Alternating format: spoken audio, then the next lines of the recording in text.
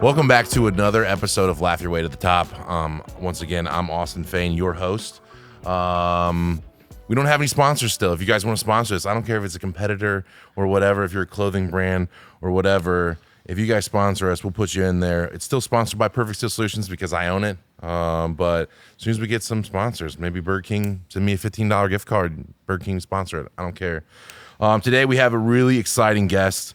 One of my best friends, and we've been dabbling together and doing some stuff, and we really enjoy each other because we kind of come from a similar background, similar upbringing, similar start to business, and he's just someone that so third party that I can always like rely on and talk to, where it's kind of like a therapist, only for business.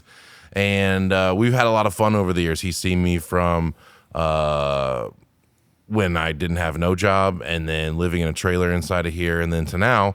So it's been kind of fun to see him, and he doesn't take himself too seriously, although he's well respected in the many fields that he participates in.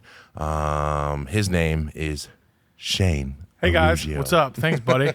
No problem. That was a hell of an intro, dude. I try. The voice carries, so it's kind of easy us for, because we have deeper voices. Yeah. So it like people are like, man, it does sound good. And I'm Yeah. like, that's the only winning thing that I have. When I feel comfortable enough, I want to do one where it's like a Ben Shapiro, where I'm just sitting behind a desk and I can just like riff for an hour. Yeah. But that's so far away.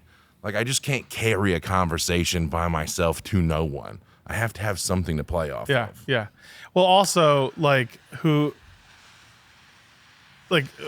you kind of said it in the intro too, it's like as someone that doesn't take themselves like super seriously, it's like, who gives a shit about what I'm talking about on there anyways? Yeah. You're one of the biggest examples of like when I've had a bunch of these episodes where they're like, well, you can't let people do this, and what if they talk about this and blah blah. I'm like, oh, that's a pride thing talking. Once you lose pride, you can be so much more successful. Once you don't care about like how you look, act, or what people say about you, like you're so free to do whatever you want and make decisions and be whoever you want to be. And that's way more magnetizing to people than being like kind of sheep. You know what I mean? Well, dude, I had a guy once ask me, he goes, so you own this company and you do this and you do that? And I was like, yeah. He goes, why don't you like wear like a suit or something to work? Like, why do you just wear shorts and a golf shirt? And I was like, I don't know. It's a great question. And I brought it up. I brought it up to one of my mentors one time, and I said, like, just told him, I was like, this is what they said. He goes, tell him next time someone says that to you, he said, tell them you don't need to wear a suit because the people that you work for wear suits. Ooh. And I was like, fuck, dude. That'd be totally cool to say that in the moment. Like, dude, man. Yeah. I'm like, I should tell that story in the future and then say I actually said that. Yeah. And it would be a lot cooler story. You could do that. I hope this doesn't take off then, because then people will be able to fact check it. If this still is a dying media for me, then you'll be fine with telling that story. But no, it's all good. But we have such a, like, I just can't. I had my trainer on here a couple episodes ago. So throw me that. You have torch. lighter and cutter and God, everything. yeah, I got you. You're the man. Dude, little Presidentes. Dude, these are beautiful. Yeah, cigars. dude, they're nice. Was a gift from, I think, my banker, or maybe Rudy's actually got me these in town. Yeah, Rudy comes up to me the other day and did he tell you this? No. He goes, yeah. Try to do my Rudy You first. can't do it. Hey, Austin Fain, 6 boxes a month. And I'm like, and by the way, my Rudy is like some old New Yorker. Yeah. And I was like, Almost what Boston-y. I go, what are you talking about? And he's like, you better catch up. Austin Fain's buying 6 boxes a month or something. It's because they bring them to my factory, set them on my desk, and automatically charge my credit card. Okay? I told Rudy, I was like, I'm not doing it, and you're lucky you even get me to pay the bill. Right. Once a year. Yeah. So be happy. Yeah, I barely, every year that there's a cigar place here in Fort Wayne that we frequented a bunch back in the day. I mean, like, we had second offices there pretty much. But as time goes on, you make your space wherever you are, whether it's home or work, more comfortable to where you have maybe a little smoke spot kind of like this or something. Right. Or you have outside patio at one point. I don't know if you still do. Well, you got the rooftop. You got the rooftop. Office, yeah. And so, like, you don't need to go downtown and fight the traffic and go buy high-priced cigars when You got booze and cigars at your. Well, my wife asked me before. She goes, "Do you need any more other places to just sit around?" And I was like, "That's because that's like the biggest annoyance too about like buying like lake cottages and shit. Mm-hmm. Like at the end of the day, they're the biggest. One, they're for the kids, 100%. That's like the only reason I could even fathom. Shane's a fun dad. Like, all right, kids, this is why we did it. Besides that, there's no reason. Everything breaks. You're taking care of 2 homes. It makes no sense. Plus, they're not extremely well built either. And at the end of the day, they're literally just places to sit around. And my wife, when she said it to me, I was like, dude, that's kind of like eye-opening. Yeah. But you're not going to stop. Well, it's just funny. Like, you want the rooftop at the office. That's for, like, recruiting. But, like, also, you can talk yourself into all this shit and just... Dude, you know what I'm saying? Like, you're like, oh, well, you know, I did this. And you can validate it all. This is an old sales tactic, too. It's like the child, parent, adult, right? So people buy things as a child, and then they validate it as an adult, right? And so it'd be like you being like, oh, you know, I think I need a Porsche. Yeah. And you're like... Oh, you know, Sundays would be great. Me and the wife could ride take it for a drive. You're like randomly validating the stupid child decision. Like, I had this happen to me the other day. I've been gone with my parents bought some property in Georgia. Oh yeah. And I'd love to take you there, you and the wife and stuff. It'd be awesome, 4-wheelers, all that kind of stuff. But I was gone for like a week and a half. We drove. It was for my birthday. And we drove $1,600 cars or less, and they had to be older than 1990. And so we drove these F-150s, Trooper, and blah, blah. It'll be in a later episode where I'll make like a Top Gear episode of that. And we traveled in these terrible cars that had 300,000 plus miles all the way there. They all broke down except for one. It was crazy. But I was gone for a long time. Then I spent a week there. And when I got back, this has never happened. When I got back, I was pulling into my house and I'm like, holy shit, this place is nice. I was like, I have never had this respect for my house before. I'm like, this is a cool spot. Like, I was just like being in the shit for a long time. It was weird. And it wasn't like I was staying in squalor or anything like that, but it was like, I don't know. You don't care about your house. You know, we don't care about we care about the trucks for literally a month. The things that we drive. Like, I remember when you got your new truck, you're like, oh, dude, this thing is a beast. And I'm like, what? And then afterwards, it's like trashed after 3 months. It's got a bunch of wrappers and cigar boxes thrown about and everything like that. and then it goes away. Like, same thing with the house. Like, the house is super cool as your outfit and making a home and everything. I've never had an appreciation for it at all. And then all of a sudden, I came home from this trip, staying in nice property. But I was like, this spot is perfect. I was like, I'm so glad I live here. Well, I think that's like, dude, like my uncle is hunts up in Alaska by himself all the time. Or he goes up with like guides and stuff by himself. Mm-hmm. He just texts me like moose or elk and stuff like that. Well, he had a bear tag. They had bear tags and moose tags up there, and they got a moose. He didn't get any bear while he was up there, but he always calls me or texts me when he gets out of the shit, and then it's still like another 3 days before we hear from him again because of the traveling. But he goes, I mean, I don't know, maybe 6 to 8 times a year to these big wild hunts. That often. And I think that a big part of that is because the appreciation that you have for the stupid shit when you get out of there is almost as cool as the thrill of the hunt itself sometimes. You know, my grandfather used to tell me that him and his group, they used to go up to British Columbia all the time to hunt. They would stop back on their way back. They would have the plane stop at the Sands Resort, which the Sands isn't there anymore, in Las Vegas, and they would like pamper themselves for a couple of days after a hunt. That's doing it right. I know. That's like, more on my level. That's like that type of appreciation, though. I think those are the type of things that are really important as a man to do things like that, but also just as a human being. Yeah, I remember you telling me like you were doing a deck at one point. Like I built a deck by myself. Yeah. Like, and that's not you. Anything that knows, if you come up to me and Shane on the streets, there are no calluses on these hands. No, they're just starting to work out again, but they're very soft. They're very soft, and no scarring, nothing like that. And so, like, I was really surprised that you would do something like that. Yeah. One, you don't like frustrations, and like that is just I want things to be very easy. Yeah. Yes, you don't like frustrations. You don't care about problems, but if there's things that don't work out, you'll obsess, and then you'll lose days and nights. So, that's pretty cool that you did that. I still never seen a picture of it, but I'll send a picture. Yeah. That was honestly like, that was a whole, like, can I do this thing? Because it seems easy and hard at the same time. It's very practical, but then it's like, what if I can't do it? Because there's people that do this for a living, and if people do it for a living, then it must be hard enough for regular people not to do. And you know what's funny too about that? Like, I paid someone to install our fence, which is a much easier job than doing a deck. It would have saved me more money Doing the fence. to do the fence myself and do the deck and pay someone to do the deck. It was just, I think it was just like I got obsessed with it and wanted to do it myself. And, I scratched that itch, so I'm over it. But yeah, I mean, I tried it out. It was fine. That's tight. I remember, my parents, they have, kind of Joe Rogan-esque money now. He just exited his company. He's still a partner in some aspects, but he still has me fly out to Georgia to like do the security cameras and do that. I was like, Dad, there's people that will come in and do that stuff in like an hour.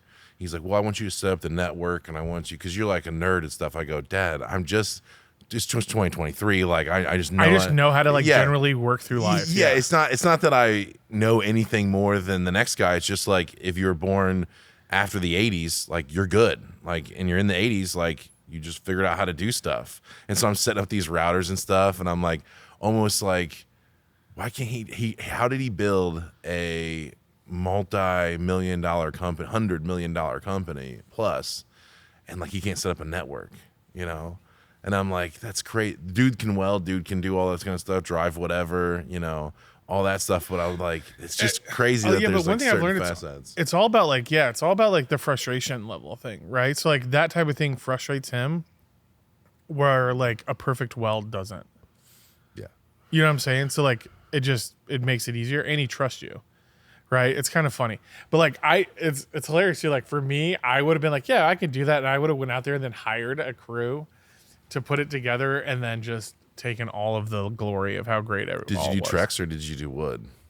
I did wood because the dumbest thing ever. Have you ever tried to move a piece of Trex by yourself? Mm-mm. It's like a rubber band. It's not stiff like a piece of wood. And I knew I was loading and unloading everything by myself. And I knew we were adding on to that other part of the house anyways. So it can be semi-temporary-esque. So I was like, okay, this is going to be a lot easier for me to just do this. And I had the few moments I tried to move the Trex before. Yeah. You're like, nah. Dude, it was absurd. Not for me, literally, dog. like, imagine it's 20 feet long. Or 16 feet long. The Trex was. So trying to move Trex by yourself is like... And I'm sure it's heavy, too. It was awful. Yeah. So we'll change it all out. Well, but now all the frame's built, so it'll be easy. We talk about how busy we are all the time. And sometimes it goes to like those ebbs and flows where like we feel pretty good. And then now I feel like the last couple weeks, you've just been swamped. Yeah. What's bugging you now? Because I usually get text messages from Shane being like random times, but like 11 o'clock at night, like, what are you doing? I'm like, yeah, actually, I'm still working. And then he'd be like, me too. Right now, there's like just like some efficiency things that I want to like be fixed on a few of the teams. So just trying to create like videos and recordings and kind of like structured so that the smarter people can create like some really strong SOPs to help get some of the teams moving in a similar direction. So that's where a lot of my time's going. There's just a lot going on with that. And then you still have to like spend, I still like try to allocate some time for the family. Yeah. And you've been doing a lot of stuff with the family. I've been seeing pictures I've been doing on Aaron's stuff and, weekends have been pretty solid. Moments. Yeah, weekends have been pretty solid. And I've been playing golf on Fridays Good and then for you. not on the weekends. Good for you. Still Pine Valley? Yeah. So I've been trying to do that, sneak out on Friday afternoon and then do that, and then not play golf on the weekend. That sleep in and then be with the family. Yeah, and do all that just kind spend of the time with the fam. That's cool. Plus, sports are starting. Oh, yeah. Do you understand? But they're all older girls, right? The only youngest is the son. No, so we got 11, 7, 4, and 1. So 11-year-olds in volleyball now, so that's busy. Jeez. And then the 7-year-old will start to like follow her footsteps. So I think that's one of the funniest things too about being a dad. The sports, like interactions with other parents and like interactions with like coaches. I find so much like moments to laugh in those. It's wild. Dude, people are fucking weirdos. You think that you have those people at work that are like, did you see the Chargers game last night? Did you see it? They didn't cover the spread and they were up, blah 3 and blah blah. Someone did the over under on what? People, if your kids play sports, are more involved in that, and they talk like they're at a hockey game. Yeah, no, dude, we're watching 11-year girls play volleyball right now. 10-year-old soccer for Jimmy. It's nuts. Like they yell at the coaches directly. What, you get up their ass, go fucking blah blah blah. And I'm like, really? Or travel soccer for 10-year-olds. Are we doing this? This is when I learned. I went to my niece's baseball game, and they were so mean to the umpires who are just. I mean, $15 a game or something. No, they're not even real. They're like volunteer parents. Yeah, and like they will like fight them. Dude, it is fucking hilarious. There's so many aspects to it. I went to one of my kids' volleyball games. First of all, the gym was 170 degrees. Sweet. So it's good for people like us. Yeah, and it's $3 to get in, which is like the funniest amount of money. For me, right? I'm just enough to keep like homeless people from like walking. like that's the only people that you're like keeping out. Yes. So it's like, don't let me forget about homeless people. I want to talk about that too. That's another thing. So, oh yeah, dude. Cheers, man. Some little Blanton's action here. Cheers, buddy. Cheers. Okay. It's $3 to get in. It's 170 degrees. Everyone's sweating their asses off. Mm-hmm. And I was like, hey, where's the vending machine I can get water? And they're like, we don't have vending machines. And I went to Walgreens and got like 50 waters and then just brought waters back. I just handed waters out because it was so hot in there. And then to still get attitude from people. Like what? So I'm not going to say names. So I wish that you were like, water, got you water here. Yeah, with the thing, like the box. You have this thing. No, so I hand this person this thing. So my kid's school they don't have 5th grade volleyball. They have 6th grade volleyball. They mix them, yeah. So they play CYO, other teams that have 5th graders. Okay. But they're 6th graders. But it's the B team, which my daughter's in. Okay. So I'm handing this water to this lady, and she's like, she knows me. She goes, your daughter's out there. How old is she? I said, she's in 6th grade. And she's like, she's in 6th grade? I was like, yeah. And they're like, we're 5th grade. And I was like, yeah, I mean, they're the B team. It'll be fine. She's like, that's not fine. We cannot be playing 6th graders. And she throws the craziest fit about this. And I just want to be like, listen, bitch, give me this water back. Give me the water back. Yeah. Like, what is your problem? Like, who cares? Give me this Dasani. Give me that Fiji back. You can have this Dasani bottle. It was like Walgreens special. Like when like wrapper already is coming almost off the comes water off. bottle. Yeah, that's the best. That's the best. Okay, so homeless people. Like, wow, how do they even make it so thin it barely holds the water in? Oh yeah, it's the cheapest stuff ever. So here's my thing. It's a comedian. It's not my joke, but I heard a joke, which was, we're both big into comedy. Yeah. He said that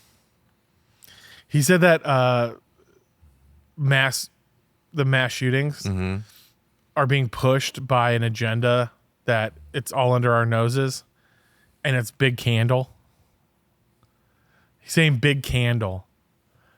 Like, the candle industry is pushing the mass shootings. Why? Because what happened? All the fucking vigils and stuff like that. The vigils after. Oh my God. So I thought it was so fucking good. I was like, dude, that is a genius joke. And it made me think of homelessness is being pushed by big plastic bag. They do. We have a lot of plastic. Dude, they love plastic bags. And then the most magical thing happened to me the other day. I had one of the people from work with me. We're out to lunch at Proximo. Her back is to the street. And I see this homeless dude walking. Mm-hmm. And he's got 2 of like those milk jugs you'd see like you put them upside down into the machine, and he's carrying 2 of them empty. And I got to say to this person, which how many times in our lifetime do we get to do this? I get to say, don't look now, but I have the biggest set of jugs I've ever seen right behind you. Fun dad moment. Oh my God, dude. How Fun dad many moment. times do you get this opportunity in life? Did you get it? Oh, yeah. It's perfect. And the waitress walked up at the same time. She starts laughing. But like to see a homeless guy carrying 2 perfect jugs. It's a nice set of jugs. Perfect set of jugs. Nice set of jugs.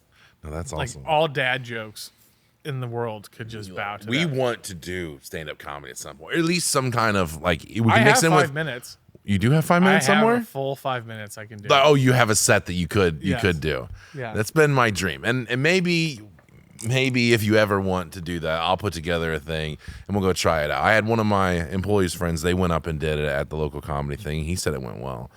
I mean, I think it's a good thing to like put yourself into like, just like you like to work out in the mornings. oh, I think it's, well, you don't like to, but you like to feel good afterwards, right? Yes. So I think it's a similar function. Like putting yourself in like just uncomfortable thing and then get off a stage and be like, whoa, that was wild. I just feel like that's such an unattainable level. Like, how many rich people do we know? Tons of rich people, arguably, making over 150, 200,000. We have tons of people we know. Mm-hmm. How many people could go do a 5-minute set somewhere? Not very many people. Can you slide that over here? Do you have what? Oh, no, Ash this. Oh no, it's on the floor. Just Ash on the floor. Yeah, dude. It's You heard it's it a here factory. first. It's a You factory. heard it here first. It's a factory. So like, I just clean it up with my Zamboni thing. You know, that's my favorite. thing That's to do your favorite anyway. thing to do, yeah, So, right, Zamboni. but like, how many people? That's such an unattainable thing. We've watched a lot of people come from rags to riches. Cool. You know, whatever. We've seen a lot of people that are really good at closing deals. Fine. We know a lot of talented people in the industries. You know, we've seen amazing marketers, graphic designers, all that kind of stuff make beautiful artwork for their houses, their family, their friends, your company, all that kind of stuff. How many people on both hands do you have enough to fill up? You know, people that can do a 5-minute set that you're personally friends with.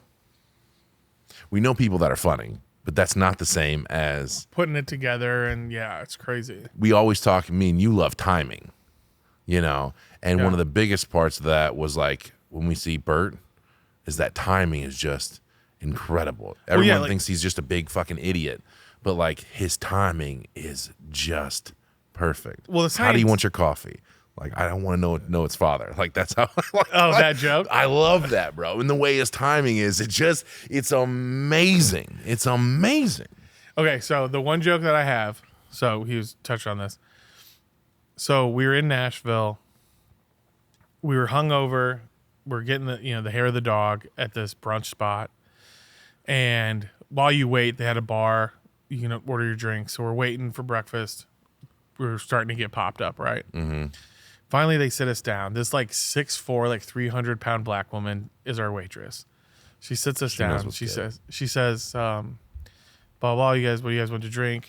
I said, I'd like a cup of coffee. She goes, how do you take it?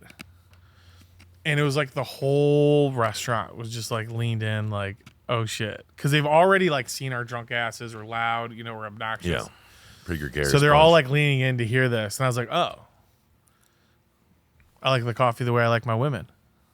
And she's like, and then everyone in the It's rest was open to like, you, bud. yeah. And everyone's waiting for Take like it a home, strong Shane. black joke, Yeah. And everyone's like leaning in. I said, well, fatherless and low self-esteem.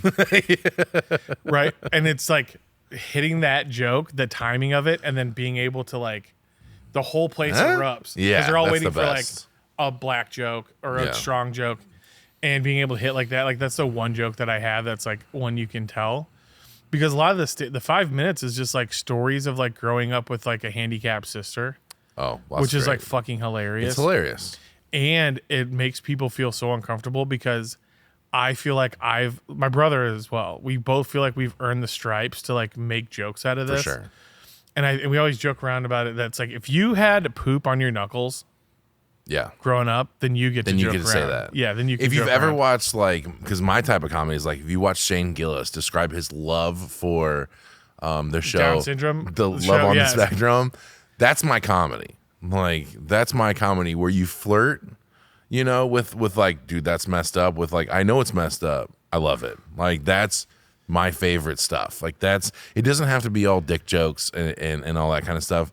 Like it doesn't have to be crude blowjob stuff all the time. It like literally if it's just that, like we're not allowed to talk about that, but like I know we can't talk about it, but we're talking about it right now. Like I love that like little sidestep that they do. That was so much fun because for people that haven't watched this special, the new Shane Gillis' new special, go check it out.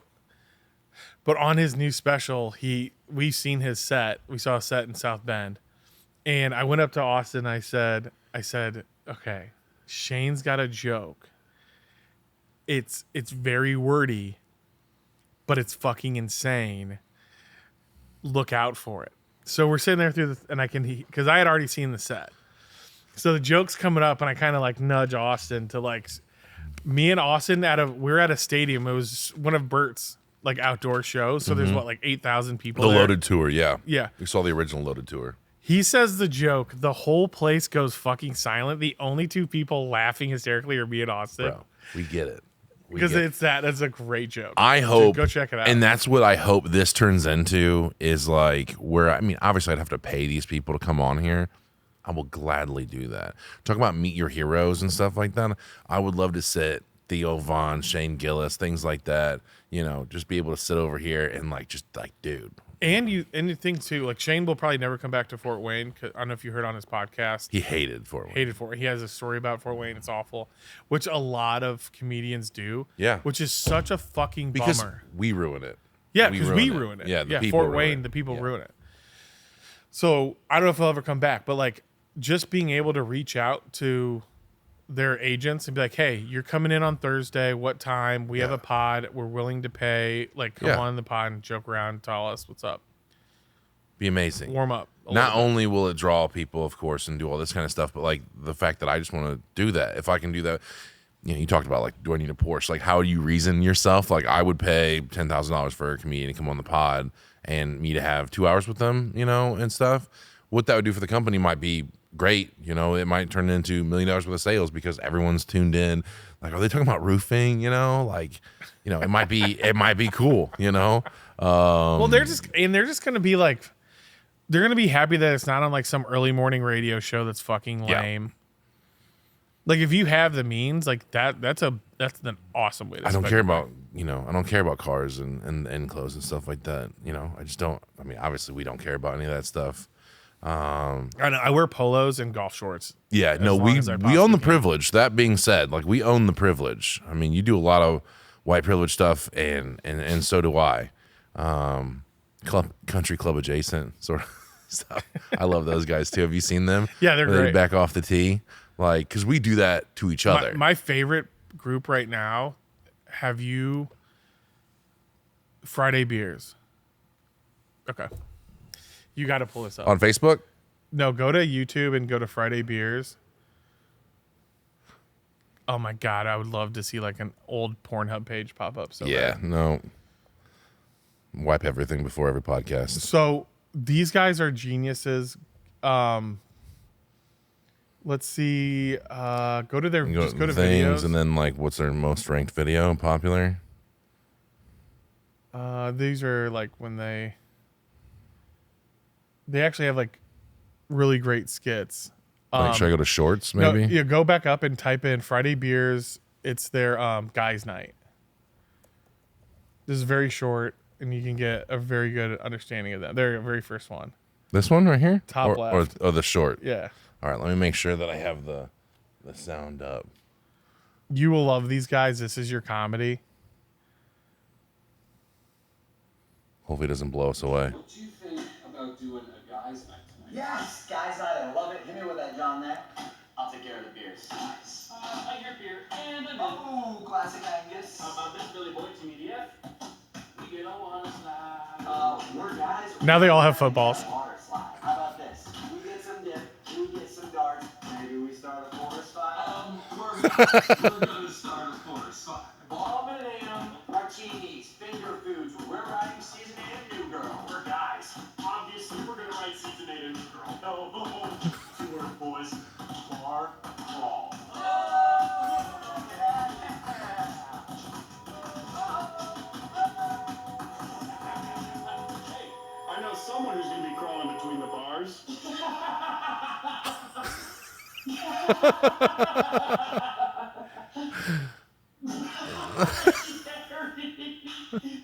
Jesus, Dude. Christ. Okay, now this one you're gonna love. This next one. It's Friday beers,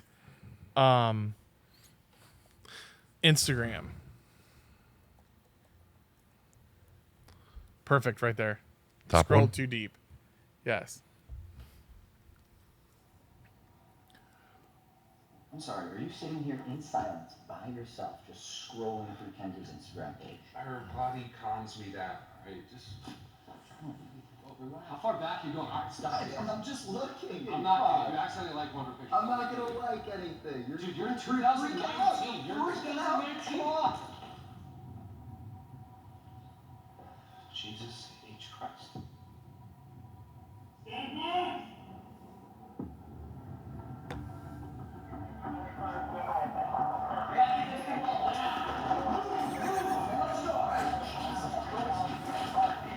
What?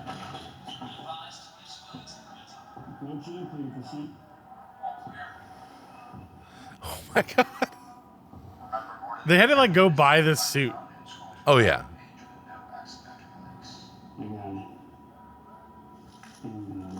What is going on? Pipe down, bitch.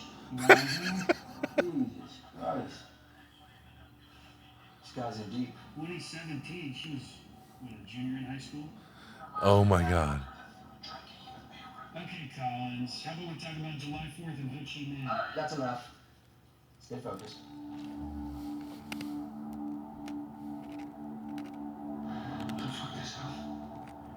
I like it has like the vibe from like the Middle East war movies.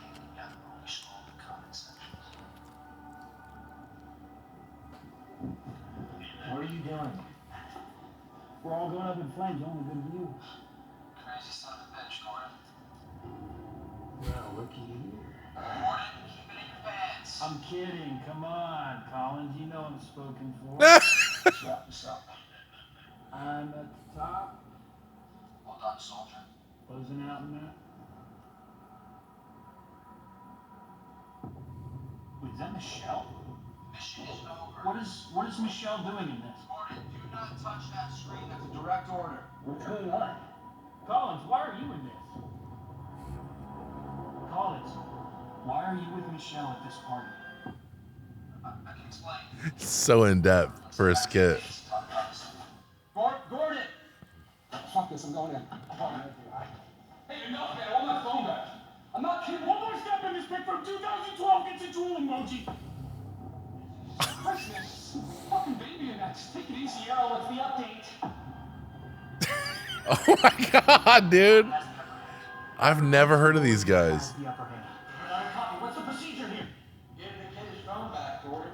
It's between you and me, right? Kid's got nothing to do with it. How long you been fucking her, Collins? Just hand stuff right now. We're taking it slow.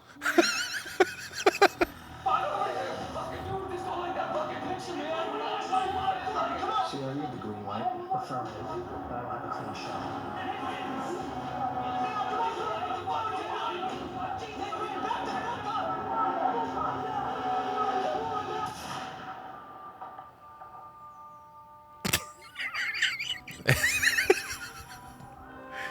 Oh my god. Look,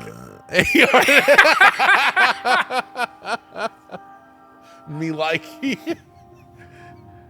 that is messed up. I love it. dude, these guys are the next. I'm big up gonna and I'm coming. gonna go into that and look them up. No, I've been into what's this new it's not just joking, but how do you see who you follow on like Facebook? Oh fuck, I don't know. I'm like awful with Facebook, dude. This is a bad idea. These people take what you're doing to the next level. I absolutely love these things. Let's see which one. Let's see. Oh, it needs to be a short, but I need to go to.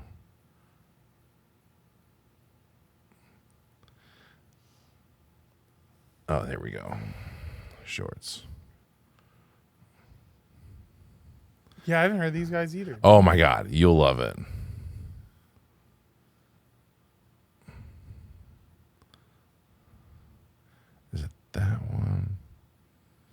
Dude. Yeah, see, like, I love this too. Like, we've done a few skits and just, it's just I so love tough it. to get the time. Sir, don't drink the whole thing, though. Why? Why?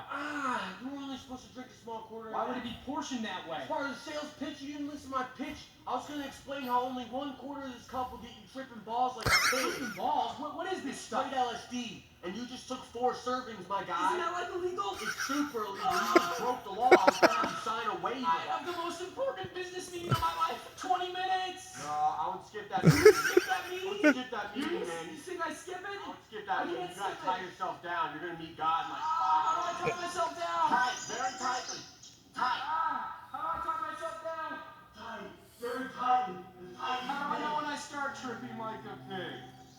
How do I know when I Start tripping like a pig. How do I know when I start tripping like this? Probably happening right Oh my God. Dude, it's probably happening right now. It's probably happening right now, This isn't it? second. It's happening, happening right very second. now. I love Yeah. it. I love that shit, dude. Well, you're going to love the rest of those. So what else, man? What else you been up to? How's the little one?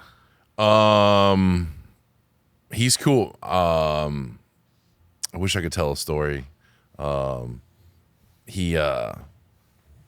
had to take him to the hospital. Well, she took him to the hospital literally yesterday. Jesus. And because it's, weird problems. No one prepares you for anything being an adult and then being a dad. No. Like, it's just, we say it all the time, but like, it's true. Like, he had a little baby, hard one, and for like 4 hours, to like the point where he's crying, he hates it, whatever, it's hurting him or whatever, and we have no idea what to do about it, right? And I'm sure you guys seen the commercials for any Cialis, Viagra, blah, blah, blah. Call doctor. Call doctor. And we're like, for a baby, that has to be like, for adults, like 4 hour hard one, like. Clear the schedule. Right. But for baby time, that has to be like 20 hours having a boner, right? As far as like scale of effects. And so I'm like, take him right now. We have money to fix wiener problems. We have unlimited amount of money to fix wiener problems. Like, if a wiener problem happens in our house, dog, baby, me, like, we're fixing it 100%. Okay? It's very important to us. In that order. It's very, I get the least use out of it. Yeah. Like, You're like, babe, this has been 2 days with this thing, and it's so no one cares if I get one. So turns out, so like PSA, like it's because they don't have movements, and the movements cause pressure on the bladder being full, and then when he gets one, then he can't go potty because it's obviously, if you've ever had one, oh, okay. then you can't. So warm water, baths, things like that, have a couple movements. It's kind of gross because they have to poop in the bathtub, but like, Who cares at that whatever. point? It went down, and he has a little UTI. So I was like, whew, we're good. We're But back. he went to the hospital. But or like, to it's the such a doctor weird for a problem boner. to like make this better. It's like, it's a weird. There's They nothing. probably like, hear the craziest shit though all day, every day. they're like, don't let your baby sleep with too many blankets. No one tells them like, what do you do if your baby gets boners for too long? Like, no, never saw that in the that old handbook? The 50 things to make you best dad ever as a newborn dad. Blah blah. So I don't know. I think I live a weird life where things. Only strange thing happens to me, like the common stuff. Like, I don't have like, oh man, they shut off my power because I forgot to pay the bill. Like, those are things that happen to like regular people. Like, I get like, just the most insane stuff. Like, Most of the stuff, the stories that I'm thinking of that I want you to tell, yeah, like we can't. You talk can't. About. It's hard to put them in a premise where we can talk and they be consumed on a wide populace and be okay with it.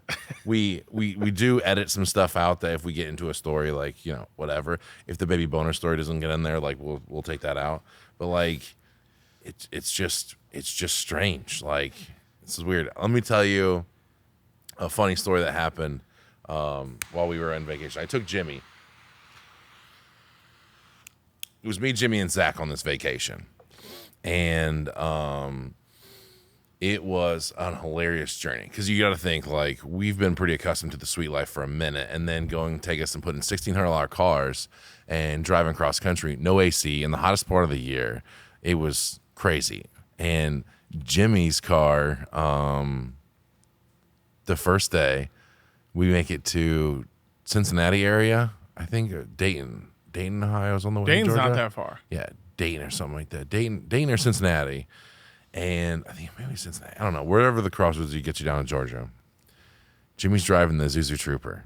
Okay, we're talking. We have radios, just like it would be professional, like if we're gonna do it, And so like we have the GoPros So up this and is like everything. the opposite of like a supercar rally.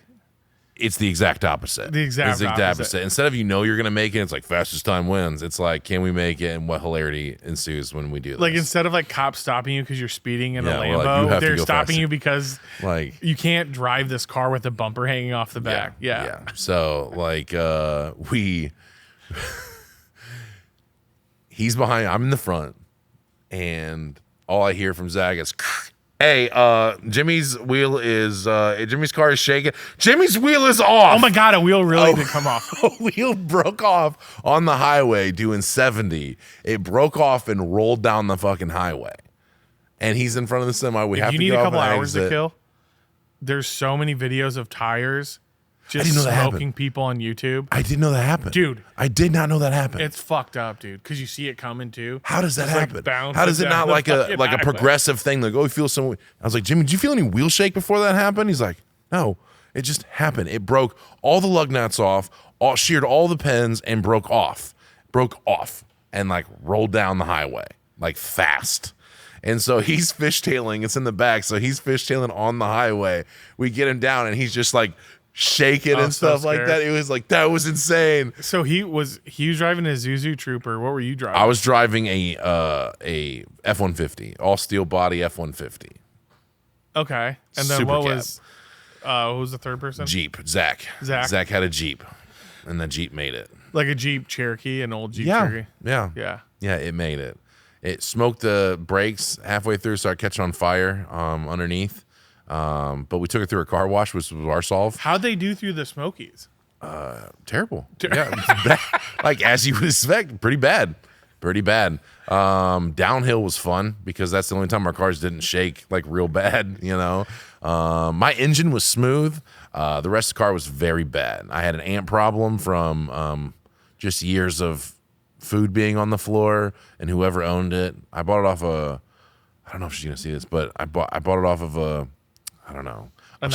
struggling lower class person who might have had a problem, and she didn't have no teeth, and she told me a cop story when I went to go buy it. So I'm like, I bet you've had some run with the police, but Was this off Facebook?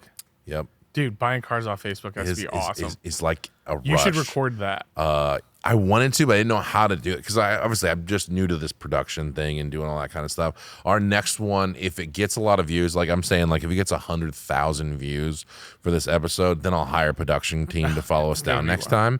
But we'll see. So anyway, then when one person breaks down, you have to ride with somebody else, and so then he rode with Zach for a while, and I still drove that. We stopped at Buc-ee's and did all that kind of stuff on the Buc-ee's way. is great. It's a staple, and I would have been, let me just tell you the whole story because I think it's pretty funny. So we get to somewhere in Tennessee, Cleveland, Tennessee, I believe, where a buddy of mine, he's a DA agent, retired.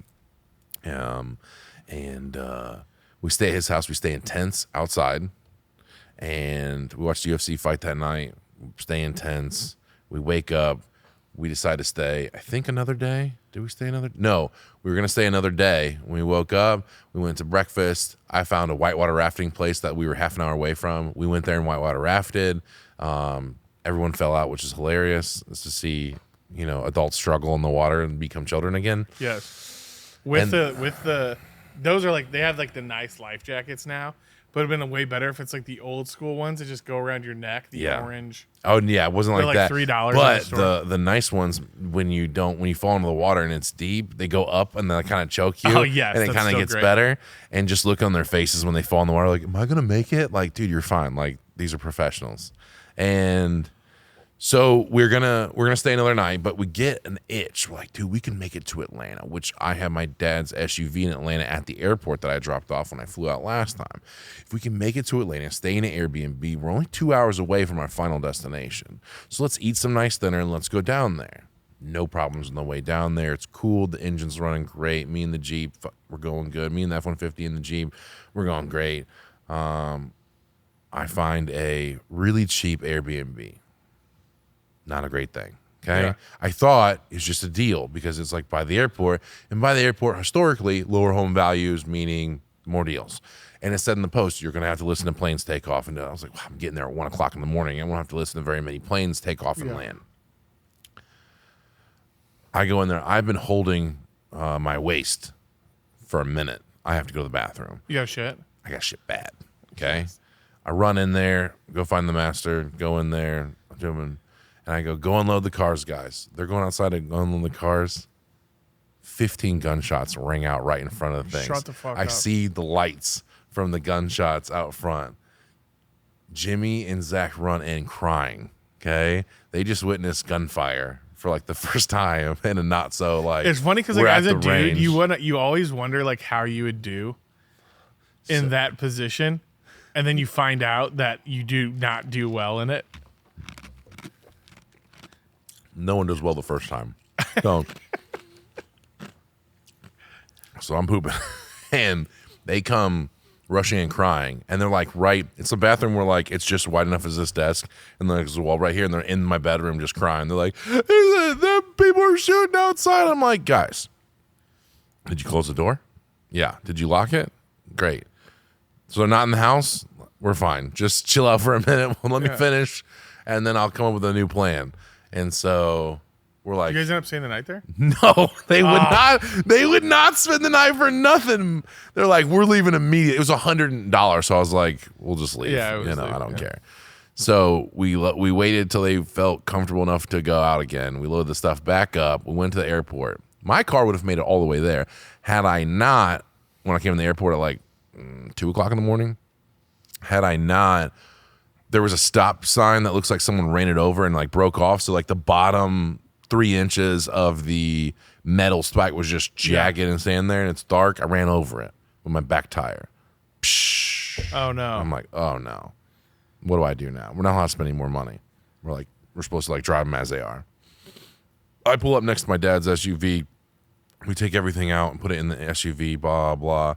And I go, let's just fix it tomorrow, okay? We'll stay in a nice hotel tonight, and we'll just, it's not part of the plan. We're supposed to camp and do all that. We'll stay in a nice hotel. We'll go to AutoZone tomorrow. We'll go buy a jack and some stands, and we'll go replace both the back tires. They've been leaking another tire. We might as well replace both tires if we're going to take off tires. They're like, okay. They're very upset with me because they just got shot at previously.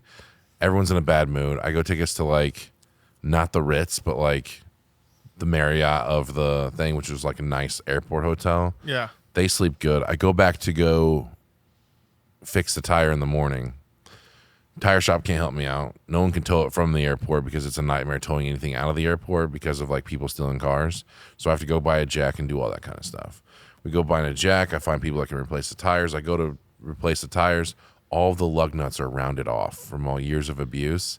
Can't get a wrench on it. We had 2 different types of wrenches or sockets or whatever. Yeah. Not coming off. She has to stay there. Is it Now Jimmy's, by the way, we just left that in a random parking lot because we didn't register. Is it still down there We somewhere? never registered any of the vehicles, so we just left them where they were. we didn't register a single one. We took license plates off of our current vehicles, put them on there, and then took the license plates off and just left them where they said. So I have a story where my friends are Dwenger? crying. Oh no, I thought you meant when you push the car. No, that has happened. Yeah. So, we kind of have to like just stick with me here. Okay. What is your take on the whole skinwalker thing? What's that? You know what a skinwalker is? Okay, beautiful.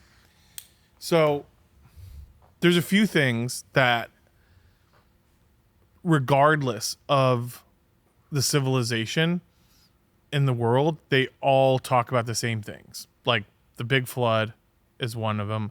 Another one of those things is a strange, shape-shifting, like demonic figure. Okay. You're talking about if you go like Mexican culture or Aztec, Indian culture Mayans, or India, everything. Icelander thing, Yeah, like everything. They all talk everything. about the Okay, same thing, gotcha. right? So there's this very interesting take that there's this thing called we've been known, like it's starting to become more popular as a skinwalker, like some type of being that can essentially like present itself as something else. Okay, that's how they tell the stories of these things. Like Mystique from X-Men, just can like come to be whatever. Yeah, but it's not always. It's not like Mystique. It's like you think it's that person. This is like a passing resemblance to it. Is the way that it's been presented. All right. So, this is a lot. So just bear with me. So, Stephen King has a really great take on this, on what he thinks this thing is and how it feeds and all this stuff. He had a show that came on HBO. I think it's called The Stranger or something like that. Amazing show. Watch it. It's only like 8 episodes or something. Amazing show. And it's written off of his book. And it's his take on this. Now, that being said, put that to the side. We have, if you take a map of the cave systems, cave systems and national parks, Okay. and you lay on top of it all of the missing people disappearances, they're the exact same place. Okay. Okay. Side note, do you know that there's over 400,000 kids go missing every year in the United States alone from non-family abduction? No, that doesn't seem like a real number. It is. Google it. It's around 1,300 kids a day.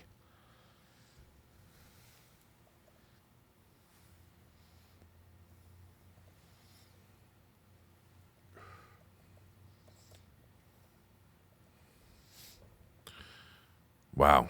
So that's 2,300. That's with family abductions included. Okay. If you take family All right. abductions out, it gets around 13 to Approximately 1,400. 840,000 total. So 500,000. You're saying A lot of them, it's family. The Yeah. dad Yeah, gets the yeah. kids back, an aunt or something weird, whatever. Wow, that's nuts. Nuts. Where are all these kids? Okay. 2, another alarming number is how many men and women go disappearing in these areas. Where the Okay. cave and the national park stuff is. Yes. So there you can draw a correlation between King's interpretation of what's happening and the people that go missing in these on this map. Okay. Okay. A friend of mine, he's in his 70s. Him and his wife are RV people, okay? Now, sometimes they do just grab an Airbnb, charge up the stuff in the RV and unload all the shit out of it and do all Right. this. You know this life. Yes. So he has a story about them in Vancouver, staying in an Airbnb cabin. It's on like 200 acres, beautiful, on a mountain, serene Yeah. area. He tells a story about him and his wife walking their trails in the morning one morning, which they said that there was already some type of weird vibe that they had, which could have been self-inflicted by what they saw anyways. But regardless, this isn't like a weird hippie guy or anybody that would ever, this is the type of guy that like changes his own oil, does his own, like he's just like anyone's dad is this guy. And him and his wife go on a walk one morning, and the area was a bunch of these, I don't know what kind of trees they are, but they're like, you can almost like put your hand around them, your 2 hands. And the needles that fall from the tree like bed the woods, and they're spaced so that you can see like what looks to be a couple miles Right. through the trees. Through the still. trees. Yep. And they're walking one morning. It's early morning, like 6 a.m. Sun's just coming up, and through the trees they can see an elk coming towards them. That's pretty cool. Yes. So they're like, oh, look, it's an elk. And it kept walking towards them. No matter like how much they moved or anything, it was not being startled. It was, the way he explains it was like, it was interested in them and wanted to come towards them. So if they started to like walk a little bit north, it would start to turn a little bit north towards them. And as it got closer, they took an angle back towards the cabin in the direction that they came, where they had about like a 90-degree angle, starting to get a 90-degree angle as it got closer. The way that he describes what he saw, first off, him and his wife both will cry. Okay. Because it's so scary to talk about. And when he talked to me about this was only the second time he has ever repeated the story. Okay. As they took an angle away from being dead on straight with this elk, what they could see was not the body of an elk.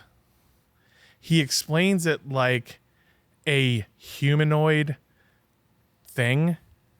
Like it looked like it could be a human holding up an elk head, but he said it wasn't holding it. It was like him. It almost like you could see his arms. And he explains it like his arms were like merging into this like elk head. Okay. And they said that they got so scared of what they saw and they ran back to the cabin. And they fucking got the hell out of there. And I was like, dude, that's crazy. Because this is all stuff that's all been made more popular in like the last 5 to 10 years, right? Yeah. So I want you guys, I don't want to ruin the show. You guys kind of just got to go watch the show. But when I started to like listen more about the Skinwalker stuff, there's a bunch of bullshit around it. People that make money from talking about it and having shows. So you got to, yeah. Just like the alien people that make so much money off of talking about aliens, right? So you got to take it with a grain of salt. But what I do think is interesting is, one, this has been duplicated across multiple civilizations for a long time. 2, that gentleman's story. 3, Stephen King's his take on this. Yeah. And 4, it does make me feel a little bit more calm about this. But I had one of the scariest things that's ever happened to me in my life. And I have so many stories of like people trying to rob our house when I was there as a kid and a lot of crazy shit. But one of the scariest things we've ever been a part of, when we were in high school up at Lake James, my family never went up to the lake. We would go up by ourselves all the time, right? And we had to live on our own. We had to go find food, do the whole thing, get the boat started, everything we had to do on our own. Right. We had no support from family at all. Well, one weekend we were up there during 4th of July weekend, okay? And I had, we're in high school, probably freshmen in high school. Okay. Only a few of us could drive. So a few people in my group go out for a walk to smoke weed, and they were going to go break into people's cars. Yeah. Okay. I'm just getting off the toilet. I come out, and they come busting into the back door, and they're crying hysterically. Crying. Like legit fear. My one friend, Brian, gets so weird. He's so, like, you can't talk to him. You can't calm him down. Yeah. He goes and literally into fetal position under one of the tables in the back living room and just is weeping. Like, these guys were scared shitless. Okay.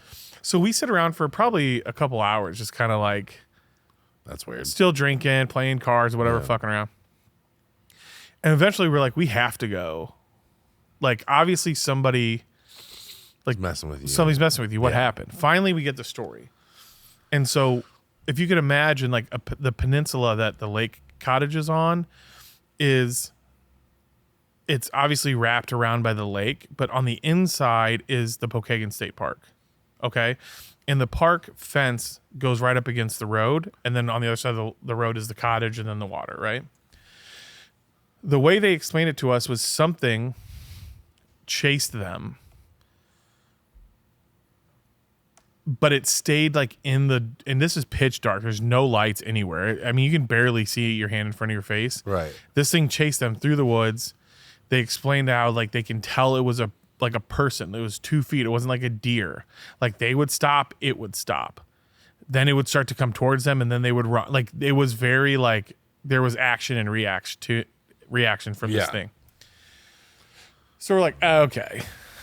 Obviously, some guy caught you guys fucking stealing shit, and maybe it's not as dark as you said it was, and this guy's chasing you through the woods or whatever.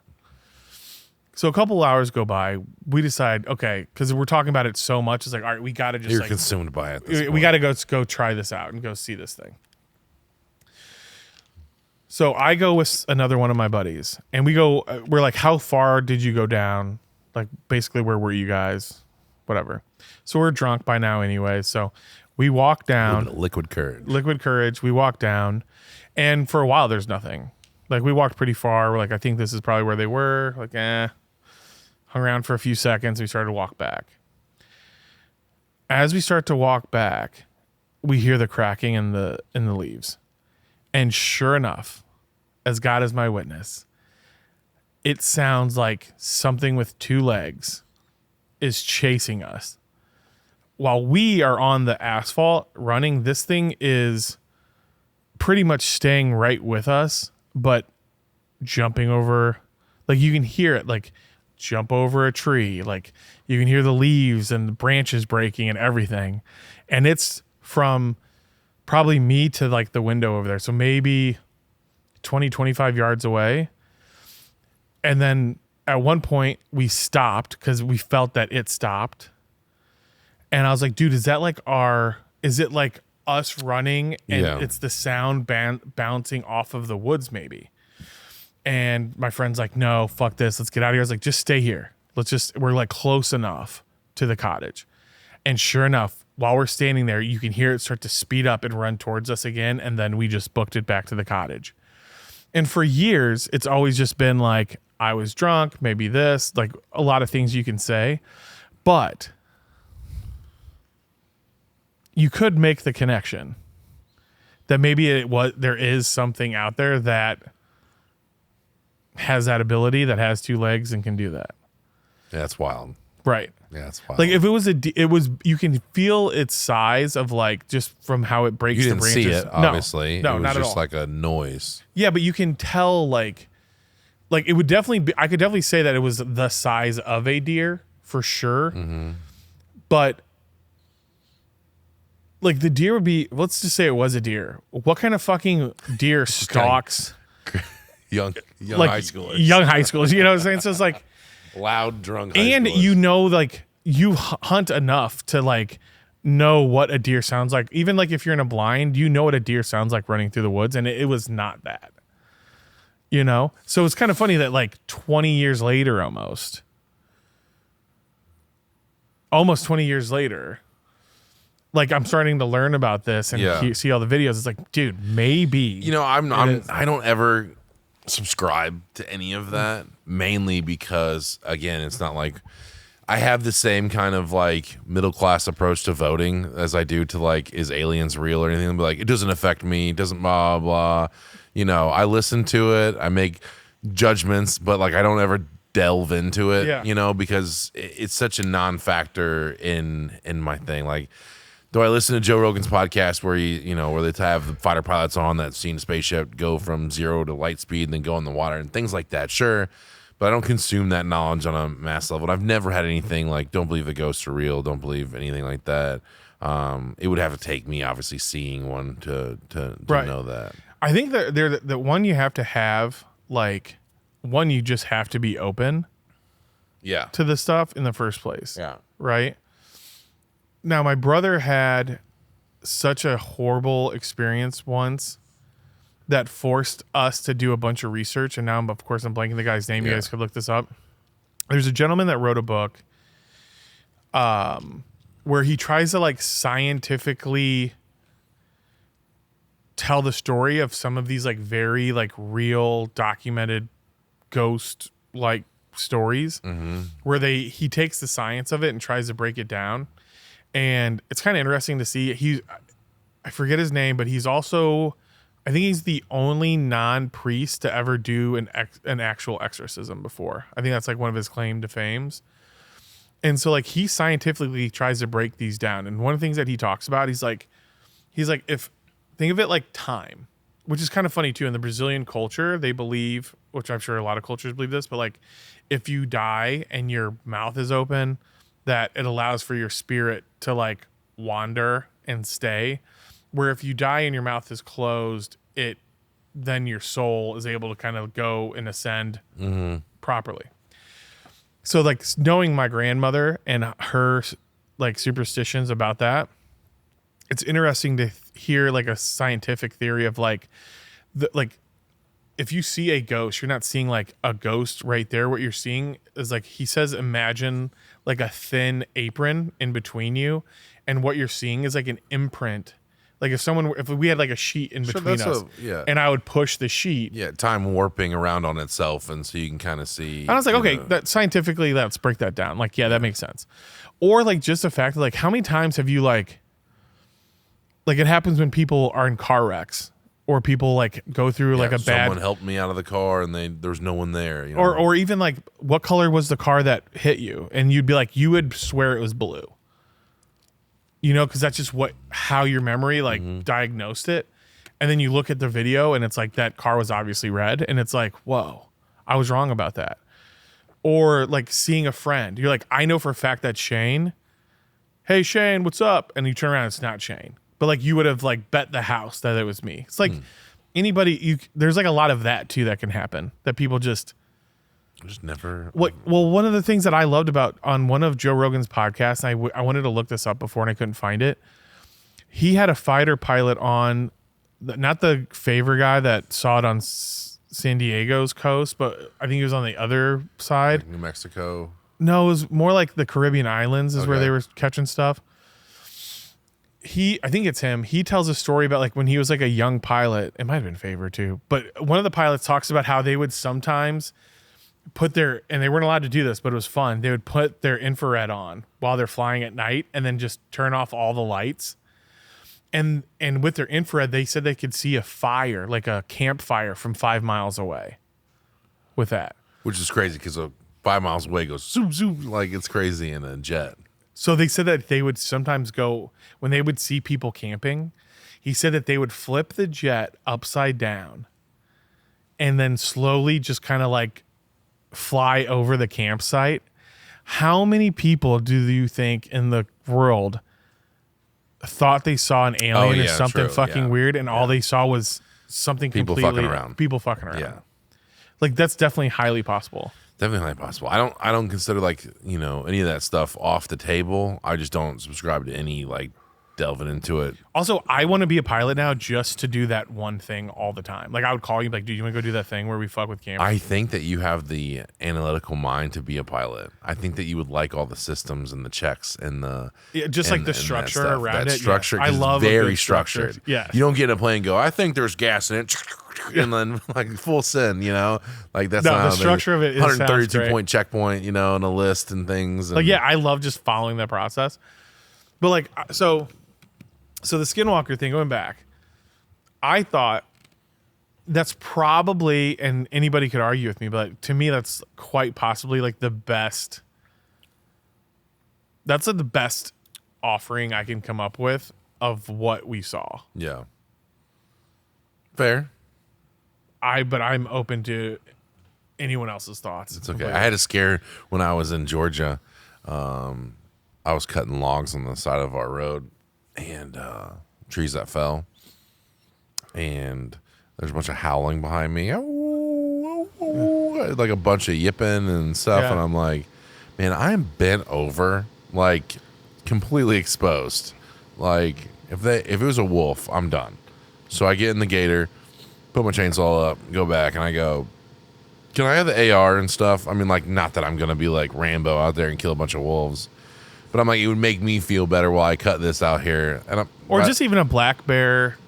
It was oversized. definitely like wolves. Like, it was wolves, but like. So I fucking research it. I go, Google, how many wolves live in Georgia? 0. And then it's coyotes. I see them. They're like little dogs out in the. Well, they can get big.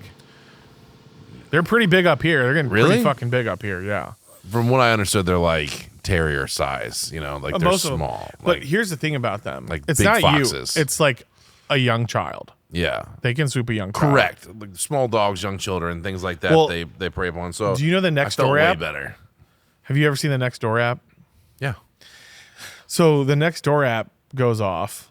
My wife loves it for all the drama. She thinks it's hilarious.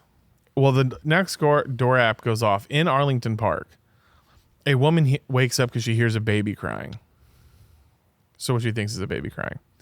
She wakes up, she looks out front, she can't tell what she's looking at. So she goes downstairs, opens the front door, walks out, and there is a huge coyote killing a cat. But that woman would have bet the house that what she was hearing was a baby crying. Yeah. Or there's a lot of videos of people, one went super viral, which sounds like a woman in the woods, like crying, like she's being like raped or held against her will or something. And you hear the sound of it, you're like, holy shit, that's like obviously a woman that needs help. And then you go and Google what it sounds like for bobcats to have sex, and it's almost the same sound. So like things like that. What if you're the weirdo that has to capture those sounds? Like, hey guys, shh. He's like, hey, can you shut that door? Dude, bobcats really getting after it. Nobody come in here. I'm going to be listening. It's going to go viral. No one come in here. I'm going to be listening to my bobcat There's a lot of people thinking that there's ladies getting taken advantage of in the woods. I'm about to prove that it's just two bobcats getting it on. Well, the guy that's like, that's not a woman. That's two bobcats fucking. And it's like, how do you know that? Sounds so well. I grew up with that. No, we had bobcats. Or just like the idea of the guy, like, that's his like kink. Yeah, you think there's one out there? Yeah, dude. There's guy, dude. There's like 20 bobcats taxidermied in this house. Dude, after this year, like especially this last year, like people got into some weird there's stuff. some fucking weirdos, dude. People got some weird stuff for sure. Like just like all of the people that dress up like furry thing. Yep. I can't. That's one, being a fat guy. I can't imagine just like living a percentage of my life inside of a full costume. Furry. We're already furry. Okay. Yeah, like I'm already living that life. Yeah, we're that. We're big bears, so it's fine. I don't understand how they could even do it. That's fucking nuts to me. No, we have. So you can't prescribe. You can't subscribe to any of this. Everything has their own, thing or whatever. But I don't know. I just don't. I wish I had enough time in the day to like get deep into something like that. I have a salesperson on the team that's really big into conspiracy theories and stuff. Like does the actual research and vets it, goes on the dark web and like tries to get proof and all this stuff. But I just don't have time. I get my shit from him and I take a little walk on the dark side with him and then I go back to going, well, he's nuts. So it's fine. Like I don't really care. Yeah, but everyone thought Alex Jones was nuts when he was talking about Clinton taking people to an island someplace. That's true. Like he was one of the first people to expose. Like there's an island where they go have sex with random people, blah blah, and younger, young adults. He was right about at least 60-70% of it. Like. And then even the the viral clip of him being like, "They're turning the frogs gay." No. Have you seen that one? No. Well, there was. It's not that they were turning frogs gay, but there was things happening where these frogs were like going from like turning into a different sexual orientation or something like that. These frogs were actually like, there was some weird changing. Like there's a ton, like you can Google like all the stuff that he was right about. Are you big into Alex Jones? Dude, if you don't think that he's hilarious to watch. If you can watch it in the realm of how it's supposed to be watched and not be like on his side or not on his side, if you can watch it through that spectrum, it's very enjoyable. I'm on anyone's side that makes me entertained. Correct. So, number one reason why I still listen to R. Kelly songs. Or Theo Von. If anyone watches Theo Von and go, all his stories are perfectly accurate, you're an idiot. You're an idiot. Yeah, they're all, yes. They're not all, but they're all like pieces of something else that he's heard. That they exaggerated. Yeah. He's a weirdo. Like he's a weirdo. If you take everything that he says with a great, if you think comedians are telling true stories on stage, all of them, you're an idiot. Like you're dumb. They got to dress it up to be funny and all that stuff. Yeah. But like for Alex Jones, like, but like he just got sued for like what, $1 billion or something like that for the Sandy Hook stuff. Dude, watch one of the best interviews are him on the Patrick Bet David podcast, where he like explains. He's like, dude, I don't have that money. Like they can sue me for all that. It doesn't matter. Yeah, he's like the most I made is like $10 million. He's like, yeah, it's not even liquid. It's like, dude, I sell T-shirts. Yeah, really off the website. It's not liquid. I have a little to real estate. They can come get it. Whatever. I love like the reality of that. I hope that this doesn't turn into anything, like that, where people are like, let's go back. back to when Austin started his first podcast and he talked about X. You know, I'm really trying to be self-aware with how everything plays out. Yeah. You know, with this, like even we get a lot of stuff fixed in post, just in case anyone, like we had a guy on here that talked about being a part of the Mormon church, and he exposed some different things. I kind of like took that last hour out of the podcast because I was like, that's not going to sit well with some people. Like, Why? Who cares? well, I mean, part of it is the consumption, you know? Like it's the consumption. If people consume this how it's supposed to be consumed is just like a fun, entertaining, mildly informative show, then great. You're part of the group. If you take like this guy knows what he's talking about, and I'm 100% going to do everything he says, and this is the only way to run a company or do marketing or do entrepreneurship or anything like that, you're an idiot. Like this works for me. Like I'm not saying prescribe to this because I'm an idiot. If I had my life together, I'd be like some jacked dude, good looking, you know, super hot wife, got family full of kids, driving up in a Bentley. Everyone loves me. I got my own church of fucking people at work. You know, I don't. Like, this is just a normal business where we do roofing and things like that. And it's not anything more than that. Like, I don't want it to be great. And I think that's why I've gotten a lot of cool gets on this show previously that will come out.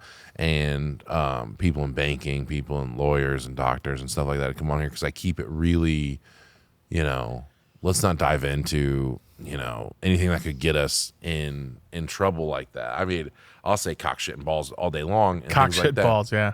But the thing is like being consumed on a mass platform or anything like that. If one catches fire, you know, then they go back and be like, well, he's obviously like different persons at different times, and you know he's talking about this, and he didn't go along with this train of thought. Like here, he's just. I'm like, guys, like it's not that deep. I'm just having chats with my friends.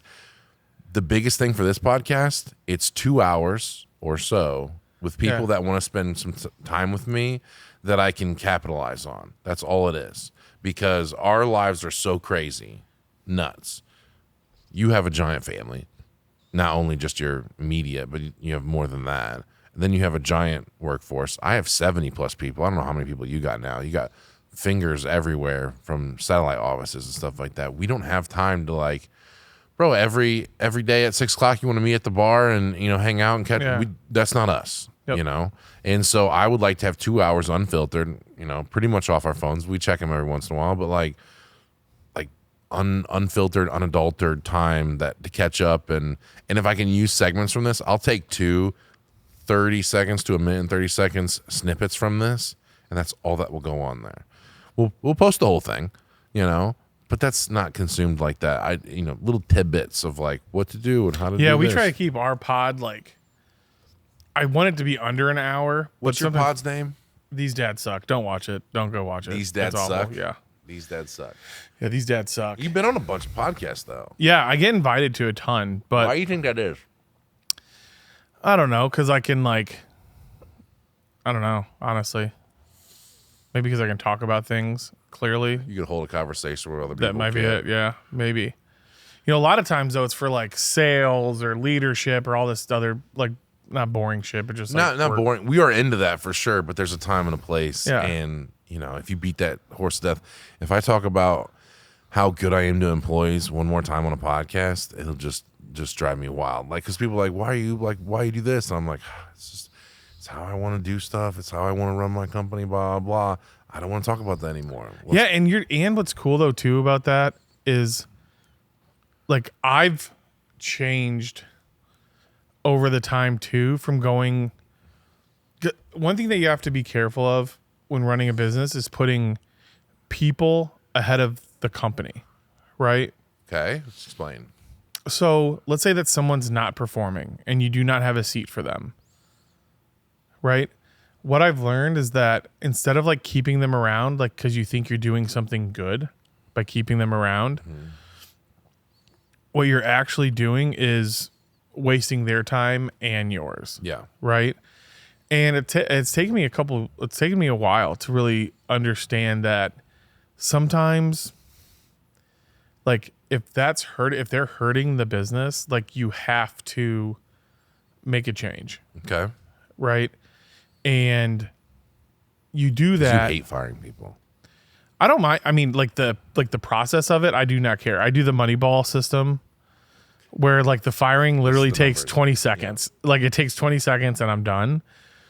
So it doesn't like the process doesn't, but I never want to like fire a person that can be in a better position somewhere else. Like I always follow the process of, okay, if they're not good in their seat, is there somewhere in this organization that's better for them? I've even let somebody go and then hired them as a personal assistant before because that was a better seat for them at that time in their lives. You see what I'm saying? Fair. It's like, that's one thing that I've been like really starting to change the last year or so is understanding, okay, you know, one of my mentors said to me that here's how I make decisions. One is this decision I'm making, is this the best thing for the customer? If yes, is this the best thing for the employee? If yes, let's just do that thing. Let's figure out a way to 2 do out of 3 both. wins it. Yes. Okay. Now, if you're like right away, like I actually did this today. I just happened to stop down on the sales floor on my way out, and one of the sales managers working with one of the account executives on something, and he said, "What do you think?" And I said, "Okay, well, is this the best thing for the client?" They said, "Yeah." I was like, "Is this the best thing for you?" He's like, "Definitely." I was like, "Then what's the fucking 2 out of thing? 3. Like, let's just do it." 2 out of 3 wins. I struggle with that part. That's that equilibrium part is the growth, because not everyone's great right out the gate. So they always have a factor of opportunity cost to how much to train that person, how much they will be better in the future if you continue to put time and effort into them. So like I can't go, well, my ex manager is not running how I think the proficiency should be run. I think that he could spend a little bit more time with the customers. He can be a little bit more proficient in like the install. I think he can be more communicative to the other team. You know, I think, but like maybe that's the term of like I need to work with him more, or I need to, and then I struggle with like, do I need to find someone else that can? Yeah, so better. I think one of my favorite books of all time is Art of War. And in Art of War, there's a story that they tell about, it's called the concubine story. Okay. And without boring everybody about the actual story, and I want everyone to, if you're really interested, go read it. You can Google it and just watch that clip or learn that clip from the book instead of reading the whole book. But go read the whole book. The idea is that like the general has to put the concubines in a position to do this dance for the emperor's birthday. Well, if the general isn't teaching them exactly what those expectations are and how to do those things, if they're not doing everything in their power to put them in a position to win, then it's the general's fault. Like Right. you can't fire someone because they just weren't put in the right place. Yeah. Right? So like I have an organization that I'm running now where there's not any training in place yet. Right? And so in that scenario, the leadership I gave was like there has to be training for this. So go create some training, spend a couple days with them, make sure that they have a full understanding and grasp and they know exactly what the expectations should be in every aspect of the business that they're going to be running. And then make sure that you've done everything you can. You've poured into them as much as you can there. From that point on, you have to see a little bit of progress at least. Mm-hmm. Right? If there's no progress from there, it's a them problem. Yeah. But it sounds like one of the things that goes back to us, we could talk ourselves into anything, you know, and I find myself in that position a lot of going, well, I could spend more time, more money, do more training, do more, build them up. I could spend more days, more weeks. Yeah, but I think that's where you come in and you can look at your generals and say, hey, have you done everything that you possibly can Yeah. to put them in a position to win? If they say yes, check that. Like, okay, did you do X? Did you do Y? Did you do Z? They're like, yes, yes, and yes. All right, then if we're not seeing a change, it's not fair to them to stay here because people don't want to be bad at their job. No. You know what I'm saying? Like that's a even worse thing to do. And so at the end of the day, like, does keeping that person on staff, is that the best thing for your clients? Probably not. Is that the best thing for them as an employee? It's not. So like make the disconnection, right? I don't look at it as like, some people do physically just love firing people because they feel the power of it, and that's fucking nuts to me. Like I have no idea and understanding of how that because works. we are underneath the impression if they fail, we failed. Right. Yeah. Like if I'm letting someone go, it's You hired because someone. I fucked up. Yeah, you hired someone that wasn't right. Bingo. Yeah, and I think that we're on that same train. Like it's just that's how we as managers and business owners and stuff like that, that's how we see that. If some kind of one of the partnerships fail or the managers fail or a salesperson fails or a marketer fails, or like even if we did what we are supposed to do, it's a fail. But from the start, you hired someone that was not going to be Right. good. So that's you. that's the didn't worst see thing. something. But You that's didn't- too, like as a leader too, you have to be almost excited as like the silver lining there is that you've done something that has created an opportunity to learn. Right. And that's like, That's huge. that's huge. So like, what did you learn from hiring this person? Well, people with these types of backgrounds are sometimes not great fits. Okay. So next time I hire somebody, if they have this background, I might ask a few extra questions or Yeah, spend a little bit 100%. more time with them on something else to figure out if this is going to be a good fit. I like this new thing that I sent Ryan to. It was a 3-day intensive Christian boot camp, where it's half military fitness stuff, half relationship with God and family, and like the 4 pillars, business and family and God and something else, whatever it is. But I sent him there. They make him trudge through the mud. They spray water in your face. They make you take ice baths and ask you personal questions and make you break down, establish some brotherhood, blah, blah, blah. And it's like, see, I'm seeing huge changes with him. Like he's inspired. And like, I would love for you to send one of your people there to see if, how that I would want to do it work. myself first. See if- Yeah. Like it is a really cool, it's in Texas, so it's 150 degrees every day. And they make you dress the same. So there's no specialness. You can have no necklaces, no hats, no sunglasses, everyone has black shoes with no labels, black socks with no labels, black shirt, no labels, black shorts. Can't be cargo It shorts. sounds like, blah, yeah, blah. like some military It's background. very military. Yeah. And then if you don't do that, there's punishments for all that kind of stuff where it punishes the group and obviously blah, blah, blah. And through this, he grew where he said he broke down 3 separate times. And like, he's a hard dude. I think you met Ryan. I'm not sure if you met Ryan or not, but he broke down like hard, like a couple times.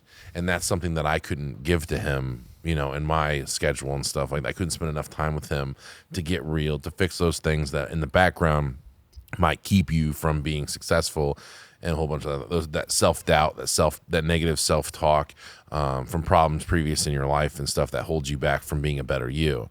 Me and you struggle with being big dudes and stuff like that, and there's obviously something there, some kind of block most of the time for any of that stuff. Same way with people that don't do well in sales or leadership or management or organization or whatever. There's something usually there keeping you from doing that, and they broke down those walls for him, and it was really cool to see.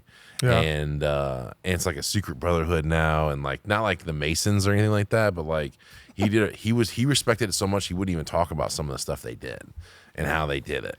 And I think that's cool. really cool. And he'll be able now in a leadership point, he'll be able to take that and install that in a lot of his people.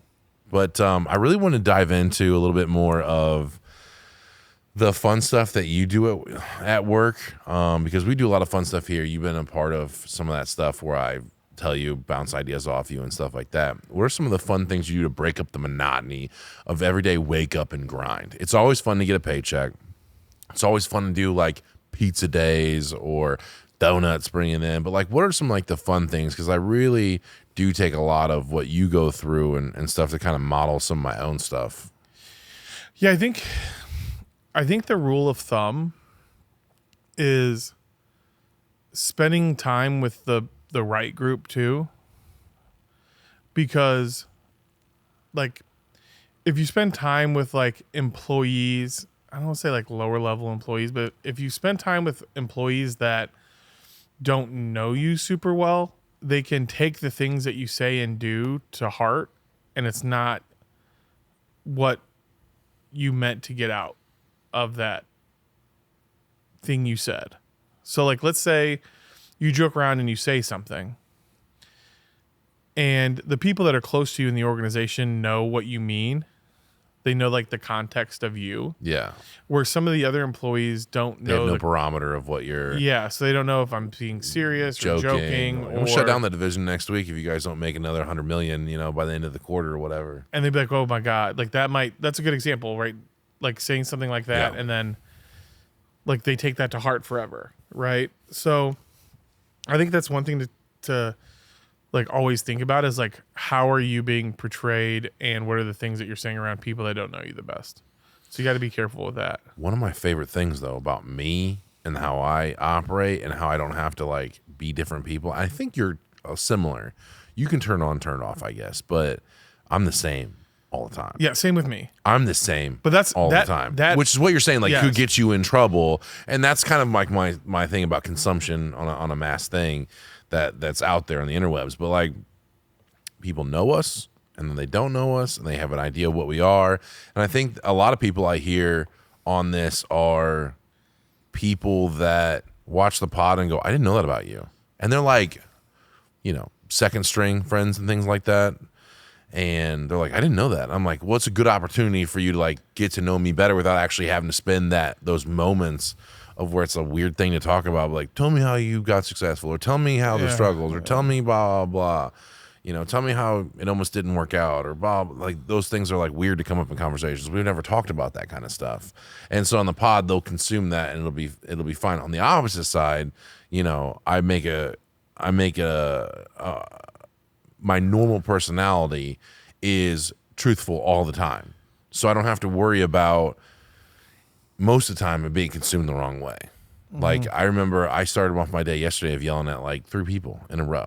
Like not yelling, but like very stern dad talk. Yeah. Where I caught an employee that was hanging out with one of the salaried employees, and it was an hourly guy. And I go, "Hey man, you clocked in?" It was just after a workout, so I'm like pumped up. I feel like a big dog. And I go, "Hey, what are you doing?" And he's like, "I'm just hanging out." "You clocked in?" He goes, "Yeah." And I go,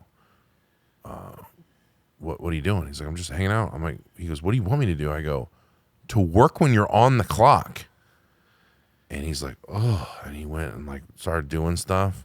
And he had that. I was like, "But I can turn back on." I'm like, "Did you have a good weekend?" He's like, "Are we trying to talk now?" I go, just because that you were in the wrong there doesn't mean I don't like you anymore. It's like you have to know that you did wrong, but I'm still your buddy. Like I'm still the caring boss. I don't really care like that stuff, but you can't do that other stuff anymore. So now I have a thing where the managers have to be, if the employees are going to clock in, the managers must be here. That's a new rule. I don't care anymore. There's too much of like they come in, they might load up, they might take a poop, they might go make coffee, they might go do whatever. And then they leave like half an hour, 45 minutes. Well, we're talking about 8 to 10 employees at 20 to $30 an hour. Like that becomes a lot of money in the mornings, every single morning, 300 plus days a year. So now we have a new rule of that. But I'm the same person where they ask me like, are we cool? I'm like, we're very cool. Just don't do that anymore. Yeah. Like they're like, we didn't know that was like, you could do that and stuff. I go, well, I've been cool with it for a minute thinking maybe that's a once off.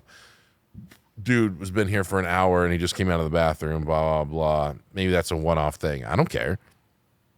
But now I've seen you do it 5 times a week. I'm like, I'm not paying for that. That's not on me. Do all that stuff, show up to work, let's get ready to go, let's kill it. And so now I have a new rule for the time being that the managers must be here if the employees are going to get any hours. So I think for me too, for those types of situations, it's important for me or the person leading that person directly is understanding what their goals are too. So like, even if I don't know the whole company and every person in it, I like to have an understanding of the people that are like downwind from me to understand like what those goals are and their aspirations. Right. So if I were to have the opportunity to talk to somebody in that position, in that scenario, and I know what their goals are, I know that they want to be a manager someday. I know that they want to make X amount of dollars someday. I know that they want to buy a house soon or whatever it is. I'd be like, hey, is this the most efficient use of your time right now? But a lot of times they're not going to know how to answer that. Right? yes, and that's where we come in and kind of develop a plan. I had that similar thing with a salesperson I can't. What is it? He's been part of this thing before, but I had a similar thing. He came to me and he was like, "I think you owe an explanation why I haven't been performing the last 6 weeks." Blah blah. And he's like, I haven't seen my kids in 2 years. I haven't, I've been very lonely. I bought a dog that didn't help. I live with my mom. I blah blah blah. And I'm like, as your friend, I feel that, dude. That sucks. On the opposite side, it has no bearing whatsoever on work stuff. And so, what is your goals? Because right now you're floundering. Before, at least you were excited and you had something to look forward to. And now you kind of got in the zone. You got a couple sales underneath your belt and you're doing good. Now, what do you want to do? Do you want to have a family? Do you want to have new kids or go establish a relationship with your old kids? Do you want to, whatever, buy a house? Do you want to, whatever you want to go do? Right. Like, he goes, I don't know. I go, we're not going to leave you this conversation until you figure out what you want to do. So take 5 minutes and think about what your next thing want to do. And then I'm going to motivate you to do that. I go, this free ride is over. So the car, the gas, the salary, the everything is gone at the end of October. It's gone. Unless you can hit this metric. It's done. I know that the problem with you is you've already proven that you can do this job, but you're lacking motivation to go out and do it. It's not overcoming Is all he a those. salesperson? Yeah. Yeah, there's also like the weirdest pattern that I see with especially younger salespeople. Is he a younger guy? Yeah. Yeah. Younger than us. I mean, I would say like anyone under 40. Yeah. And like, I don't have anybody over 40 except for Ryan. yeah. So like, one thing that I've seen is like, I can almost guarantee, and now we have like processes in place to try to help negate this. But what I see a lot happen with salespeople is that they'll have their first big month. And it's kind of like the old like saying of like storming, norming, and performing. There's always like, they think they've gotten through the storm and that they figured it out and they've made like the biggest commission that they've ever made in their lives, right? And then let's say to get there, they worked out every morning. They meditated or prayed every morning. And then they would get into sales and they would crush it for that time. And they knew the questions to ask. They knew the flow to follow. They knew everything that they needed to do to get a sale. They knew how they were following up a ton and like making sure the pipeline was taken care of and doing all the things that it took. And then they did very well. They got this fat $16,000, $20,000, $25,000 paycheck. And then all of a sudden they're like, well, maybe I don't need to work out every day. Correct. Maybe I don't need to pray or meditate every day. Maybe Let me cut some of the processes yeah, out. let me start creating little That's shortcuts. a little bit more work that didn't bring me that much money, so I'm going to cut that out. Yeah, blah, blah, blah. right. And then all of a sudden that next month, they've cut their commission by 50%. And they already went out and bought a new car. They bought a new place, all these things. And at the end of the day, it's like, okay, are you doing everything the same? No. It's like, okay, what were you doing that you're not doing now? Well, I used to work out every morning. I haven't been working out. Okay. What else? Well, I used to meditate every morning. I haven't done the meditation. I used to journal at night. I'm not journaling. It's like all these things that have to happen for you to even put yourself in a position to win. You're cutting those out because you think you're creating a shortcut for yourself. Yeah. And then they bounce back. So there's like a storming, a norming, and then performing again. So like sometimes you just have to be cool with like I have a couple salespeople right now that are getting to the point of like their third year in a career with us. And they're starting to want to know like, well, what's next for me? Well, it's like, okay, well, let's go back to the goals. What kind of goals? And we do it a very strict goal setting process that starts in November. I think I introduced you to this. The metrics were the 1 through 10 scoring everything, that one? No, or? this one's different. This is where you literally talk about like, what do you want for you in the next year? Okay. And we have them actually create dream boards, like put all the stuff on there that you want next year. Let's tally that up. What's it going to cost to get you to what you want next year? And let's work our way backwards and say, okay, well, we know for like this one for 3BG especially, it's like, okay, we know that you make $76 a minute while you're on the phone. Okay. You averaged 6 hours of talk time every week. That's going to get you to, let's say, around $30,000 in sales, which is going to bring you, let's say, $1,500 a month in commission. Mm-hmm. Okay, well, that's 6 hours out of a 40 to 50 hour work week. Yeah. What can you do? What can we do? Yeah. Okay. Or in real estate too, it's the same thing. It's like, what are your goals? What do you need what are those key things that you've now learned from storming, norming, and performing? What are those things that you know that you have to do every day to set yourself up for success? Right? It's an old Sandler rule too, which is understanding that people, especially people that don't want to own their own companies, don't want to be leaders, especially, need to be woken up and then told, okay, what are the behaviors that I can do every day to be successful? Right. Well, once you know those behaviors, you can identify them and then you can execute on those behaviors. Then your attitude becomes a lot better. Right? And then once your behaviors and your attitude are good, then your technique starts to get better. Right? And that's when you start to hit to that performing phase. So just like having them understand, okay, what are your goals next year? Financially, what are those goals? Okay. To get to that amount of time, you would have to be on the phone 10 hours a week. Is that feasible? Well, no, I can't get to 10 because I'm taking Fridays off because my daughter has this thing. Okay. We can't get the extra. So what happens? It has to be efficiency, right? So let's look at your phone calls, your sales calls. Let's look at your approach, all these things that you're doing. Where can we create some more efficiency for you so we can create that $76 a minute to $90, $100 a minute if you're going to be taking Fridays off. I Right? like that. I like that. I started doing a thing with a lot of my employees when I sit down to do goals, because most of my people are, pretty fortunate, like, to make a good living. Like, I don't have a lot of dogs on the team. Like, I don't have anybody that's just trudging in and doing the bare minimum. It's such a small percentage. But they have a hard time achieving the goals still. We've all met these people. They go from making $30,000 to $60,000, and then we show them an opportunity to make 120 plus, and then they're still in the same position 5 years later. And it's amazing because, like, they just go more discretionary stuff. They go out to dinner more. They go buy more Vacations, more TVs, better cars, better cars, houses. Yeah. the exact same thing. But their lives are pretty much the same. Maybe not better cars or better houses even. It's like they find a way to spend the money on Pokemon cards or whatever, like, seriously. And so I have been like, what is the opposing argument for me starting a bank account that you have no control over? Like, it's underneath your name and stuff like that, but I rip up all the stuff and I'm an access point on it or whatever like that. We start a thing and like 10% of your money goes in there. Like, what's your pot? Well, I don't know. Like, what do you mean? I'm like, well, are you going to miss 10% of your money?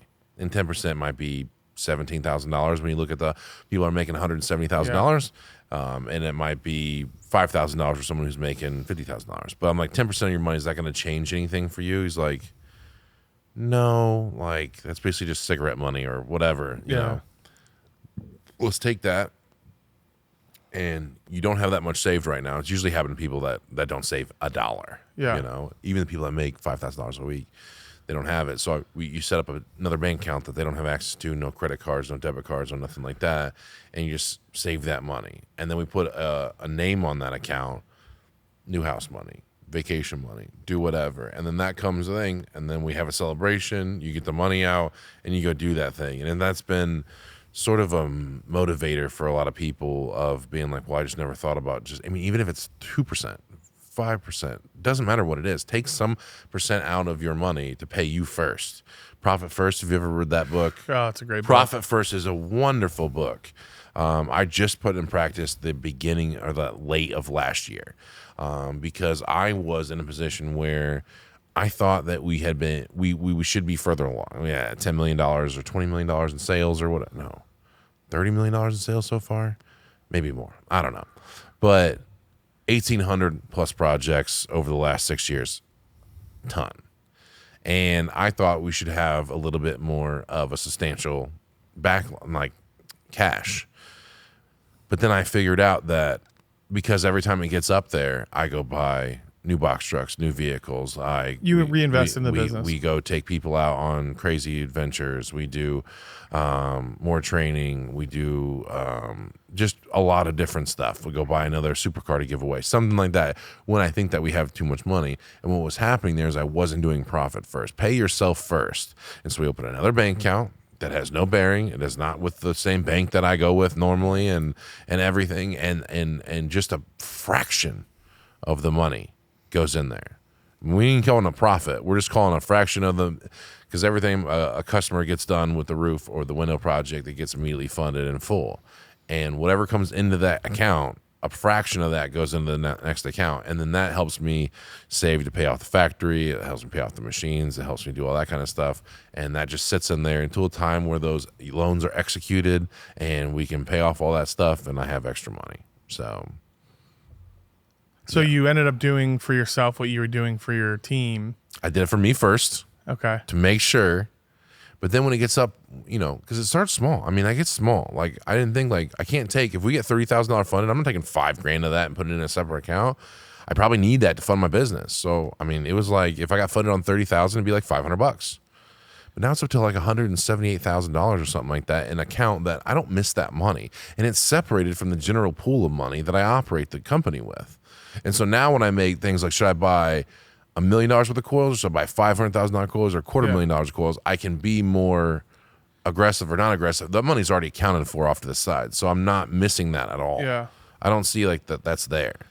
I do check on it just to see, what's going on, but like, it's been fruitful. Why should a company that does $10 million a day only have $500,000 worth of profits every year or less? Like, that doesn't make any sense. Well, the fact is that I'm buying way more stuff, and I'm investing way more stuff. We just did the walls all the way around the factory with the scrap metal, and there was a cost to that. We did some roofs for free. There's a cost to that. But I'm making those decisions on that bunk of money sitting there, and I'm like, we're fine. We got so much money in there. We'll do some stuff free. Now I'm still saving and paying myself first to speed up the process of paying off all the debtors and things like that. Right. And it's been really nice. And so now we do it in employees, and it's nice. I'm sure that you have something like that as well. Well, what we do is we set a budget we have quarterly events. The rooftop has been really helpful for that, right? Because we can just do events up there. I do a special one for the sales leadership team. That's actually this Friday. I don't know exactly what the plans are. I know I have to go down to Indy at some point on Friday. So we have a budget set aside for those. So there's quarterly events, there's yearly events for the sales leadership team. And, I try my best not to it sounds good to have a theme of business there. That's kind of tough to do when you're just out on a party boat or, at that golf place down in Indy or whatever, Top Golf. So instead it's more of okay, what are some of the big initiatives that I want to start, I know I'm going to launch, but I need to start getting buy-in from the team. So that's something that'll be the topic of discussion for the day. Right. And we'll talk about a bunch of other stuff. And I have a hard time using those platforms to then have the undercurrent of what I actually want to accomplish. I try to make those events just this is a fun thing for you guys. It's a fun thing. Yeah. We're not doing anything crazy. I'm not going to be by the way, we're splitting commissions now with whatever, we're going to cash out the other people different monies, and, we're going to affect your, 401k plans are slashed, whatever. I don't want to do any of that stuff. I try to just make it. It definitely has to be a positive thing if you were to do anything. But sometimes I'll see people hey, we're going to do an outing and we're going to do, we're going to be talking about, it's God, that's so tough to just focus on it.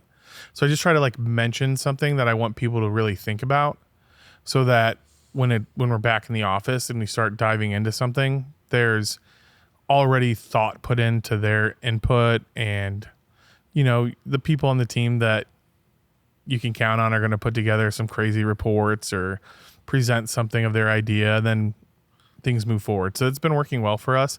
But to answer the original question, so we budget for those parties every quarter. So at least at one every quarter. And those do not have any conversation. It's just partying or having a good time or doing something. Great. You should try the casino. And hear The me out. casino night or going up to a casino? Yeah, going up to a casino. I did it with salespeople. Gave them all $200. And I said they have to spend $200. If you put $200, on a safe bet and you make $30, but you bet all $200, you can just be done and get your $30 winnings and go home. And because I'm so analytical, will watch everyone do this stuff. I'm not in it at all. I will watch them. And it's funny to see how they'll do it. And you get a better understanding of who those people are in those moments. Because there's the thrill seekers. There's the, I don't care about this, so whatever. There's the people of like, this $200 will be good because now I get to eat Ruth Chris. Or pay my phone bill or whatever. There's scared money. There's loose money out there. There's like, well, I made $200. Let's see if I can turn it into $1,000. Whatever. I like that. If you can hold yourself back and not get in the rhythm of what the casino's trying to accomplish, and just use that for what it is, $200 per person is real reasonable. You probably spend that on average when you take your people to Topgolf. Or just for lunch. I mean, like lunch downtown we do a team lead lunch every month. So the team lead, it's like a skip level meeting. So it's like, how can the team leads not have to deal with their sales manager or the director of sales, but talk to me directly? We do that once a month, and that's just a lunch. And I mean, that lunch is easily $200. Really? Yeah. Well, I'm talking about per person. Oh yeah, but Like, per so like person, when you go to the per person. So like just doing that, I know that you like to get into the psyche of the people, and I like to delve in and be able to I can't help them unless I know who they are. Yeah. And a lot of times they're not forthcoming with that. And so like taking a guy I don't have a lot in common with Ryan's oldest brother. Like we never talk, but like getting into him and is he an employee as well? He's an employee as okay. well. Okay. He's Ryan's older brother, I think. So he's like 50. He's the oldest person that works at Perfect Steel. And I just don't have any basis. He likes motorcycles. I don't care about motorcycles. He likes quiet nights reading books with his wife. I don't do that, obviously. We just don't have, there's no common ground there. He's a great employee and I value him and everything like that. But besides that, he's not like super into like roofing or like whatever. He just wants to do a job, and he got tired of being a cop or a coal miner. That was his other jobs. So like whatever. And so, but learning that when you give them the $200, you see them kind of like phase in and out. They're like, what am I going to do? Yeah. And then they have to make split judgments. Sometimes there's followers in the group. Let's all put it down, blah, blah. And you see how many people follow into that. Oh, it's 8 guys together and put it on blast. That is correct. So You're like, who did that? Who put that team together? Exactly. But those, you can kind of get some actionable data from those kind of people, like I like that, Yeah. Who can rally the team? Who just inspired everyone to lose $200, Yeah. Like that's a cool thing. Or ride the wave up and down with them or whatever. And who can still have a good time after they lost everything? What was their perceptions like after? Like, are they just pouting? Like, can we go now? Like, blah, blah, blah. Or they're like, dude, that was amazing. Thank you so much for bringing this up. Yeah, there's a cool thing. So like, I recommend that you do that one time, any level employee. It doesn't matter if it's because the accountant will act one way and the marketer will act one way and the salesperson, the canvassers, whatever, they'll all act different. And I love it. Yeah, I like that idea a lot. I love it. It's a cool. And then they have meeting rooms for absolutely nothing. If you spend money there, we have a sales guy here that ran one of the casinos here, or at least part of whatever that casino was, and he got us a free room up there, or it was like $100. And then we could watch like the horses go around, like the chariot things or whatever they do. Yeah. And we got to watch that as we're having a sales meeting, so it was kind of like a nice ambiance and things like. So I think that's a cool thing that no one else is doing. That would be kind of a cool thing for you, because you kind of like, you would pick up on everything that I picked up on. I have a new guy that reached out to me for some like financial advice, and I was like, oh boy. I was like, what's up? And his deal was, he's like, hey, so I had 60 grand savings. I tried to start this business with this guy. It didn't work, and now I'm here. It's okay. He's like, what are your thoughts? I'm thinking that I move back home with my parents because I'm paying almost $3,000 a month in rent. I want to move back in with my parents, put some savings together, and then go buy my own place. I was like, okay, so I asked him, I said, how are you going to feel moving back in with your parents? He's like, it's going to be awful. I was like, okay. One thing that, and I forget which book this came from, but there's a book that talks about like two different philosophies of people, right? There's the and people and or people. And him in that spot is definitely an or. Like I can go stay home with my parents, save up, and then buy a house. And I was like, well, like you're going to be making close to like, I mean, this paycheck because of him starting and when it's like, okay, maybe you make $8,000 this month. But then after that, I mean, it's probably going to be around 16 and then around 20 and then who knows from there. So can't you stay where you are now, feel good about yourself, be able to bring a girl home to a place that you're proud of? He's a young guy, still partying out, meeting people. Can't you do that and save up to buy a house? And he's like, yeah, for sure. And I was like, Why isn't that the option? so let's do that. Because I think like a bigger point of that, especially for salespeople, is that there has to be that next thing that you're trying to save for or buy. And us or too. Oh, for us it, too. it affects us even more. I've seen the most miserable I've seen you is when you've been stagnant. Oh yeah, just not When making it's a like move on something. it's cool.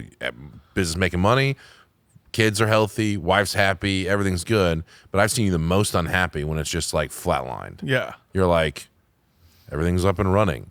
So then what do? You go get involved in other businesses, you go do that stuff. And then like, obviously, like that's what I wanted from you from the beginning is like, I wanted you to be a mercenary CEO. Like I just wanted you to be a merc and be like, hey, I got this problem that only you can solve. You're going to fly over to Tunisia and take out the bad guys. Like instead of like that, it's like the books. It's like salespeople. I want you to bring them up. I think that's where, like, if I can imagine like your best life is like, that's what I want you to be. Yeah. Like. I think that's fun too. Cause I love like the thing that's been like my North Star, I guess, has been like, can I take the skills and the things that I've done in my life and teach those to somebody else and then have them become successful from that? Like, that's been like the best thing. Yeah.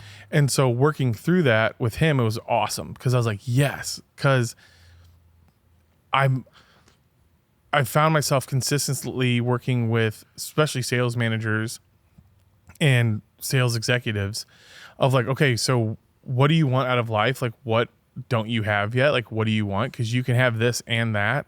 You don't have to have this or this. Like, we have to come with an and philosophy, which speaks a lot to people that have like the abundance mindset versus like the scarcity mindset. So especially with salespeople, I think one of the things that had made me be quasi-successful so far is I grew up, one, having a handicapped sister that took pretty much like all of the attention. So Right. I've been somebody that always enjoys getting the attention, Yeah. And right? you- Because of that. And you grew up fast. And fast. Another thing was my mom was poor, but my grandfather was wealthy. And so what happened is we would go without food or without clothes or whatever. And then in the last hour, our grandfather would swoop in and be able to give us those things that we wanted or needed. And what that did over time was created this absurd abundance mindset that is like, I can always figure out how to get to that next rung. Yeah. And that's also too like why I like to put together an investment on a project too, because not only am I helping the salespeople, but I'm also helping people that are looking to invest and not get their hands dirty or do all the processes and procedures that it takes. All of that together has been built from an abundance mindset that we can get a deal done. We can put something together that works. Yeah. And everybody wins. And everybody wins. Everybody wins. I think that's the biggest thing that's consistently in sales. Everyone always thinks of like salespeople. They think of like the used car salesman or the vacuum salesman and all that stuff. And it's like, well, to me, sales is the most noble profession out there. It's more noble than being a doctor and some of these other things, because to me, and I'm not talking shit about doctors, but like if you get your leg amputated or you have to have an ambulance take you somewhere because you have a heart attack or something, you don't know what the cost is that you're going to incur to do that, right? You just get a bill. Salespeople are trying to solve pain, and of course, they want to be compensated for that ability.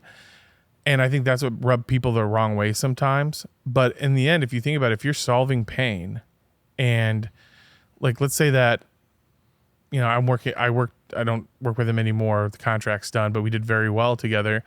But I helped a business owner scale up his 3-person sales team. I was like, all right, we're gonna get it to 3 guys, and then I'm gonna peace out. I got other stuff to do too. And I think with your skills and what you have going on in your budget, this would work. So like being able to scale that up quickly and then being able to then get out, even though I wanted to kind of stick around for a while, but just being able to have like taking what I've learned over the years and then use that at that level has been one of the best feelings in the world. Yeah, we love that. You love it in a different sense than I do. I love it what it does for the people that I have an effect on. We don't like to negatively infect anybody. Like we don't want any decisions that we make to negatively infect and like affect people. We just want our decision. We make a decision, it's usually good for absolutely everyone, not just us. And that's what I get off on. I like just doing that. I like making good decisions where everyone does better. And you and me are similar. We've all had top dogs, and we've been systematically programmed to treat those guys like gold, you know, because when you get up, like we've all had jobs, like I'm sure from the tube place or wherever you worked before you started your company, and like those people got the most attention. People got the managers put up with the most shit from those guys to keep those guys. They were like golden boys because that was like the lifeblood of the business. Right. When I find out in business later on in life is that those guys are not as worth as much as a team. A good team is always going to produce more than 2 of the most efficient, most, well, it's an old African proverb. It's if you want to go far, or if you want to go fast, go alone. If you want to go far, build a team. Yeah. Right. So that's a normal thing. I think. And I don't think anybody really realizes that, like, because they get lost. Those people leave eventually. You know, those people will go on and do other stuff, or something happens in their life, and then you're stuck. You focused all your time in babysitting those people, and you don't have anything to fall back on. I never be like, this guy might leave, blah, blah, blah. He got a job offer somewhere else. I'm like, that's good for him. I'm happy for him. Like, aren't you afraid of like what it will do? I was like, no, there's like 2 or 3 guys that want his spot. Like, this is awesome. Like, it's going to create such a vacuum. Yeah, I've never wanted, that's one thing too that I had to like really get over is like putting yourself, like pouring into somebody a ton, and then they find a really great opportunity and then they leave. I think one of the things that I loved about, who Ken Griffin is, he owns Citadel. It's a hedge fund. Ken Griffin pays all of his, I think it's once you make VP, you make close to $1 million a year. Damn. Right? So he pays them a ton, but then his expectations of the output are insane. Yeah. There's one of my buddies works for him now, and there's a great story that he told. So Ken is mainly, he just moved the main offices for Citadel into Miami, but he still has obviously a huge office in New York. And he was randomly in New York one day, and a new kid got hired straight out of Harvard business, like ready to take on the world. It's his first day at Citadel. He walks in the elevator, goes up a few floors, it opens up, and it's Ken. Ken gets on the elevator with this kid. And this kid's like, oh, hey, Mr. Griffin, like, I'm so excited. Like, I've always wanted to work for you and for Citadel. I'm so excited. I'm going to work my ass off for you. I just want you to know that you can trust that I'm going to be the guy, and you're going to see me as an executive someday. Just talking him up, right? Yeah. And I'm going to do all these great things, and I'm going to work my ass off, blah, blah. Ken looks at him, and he goes,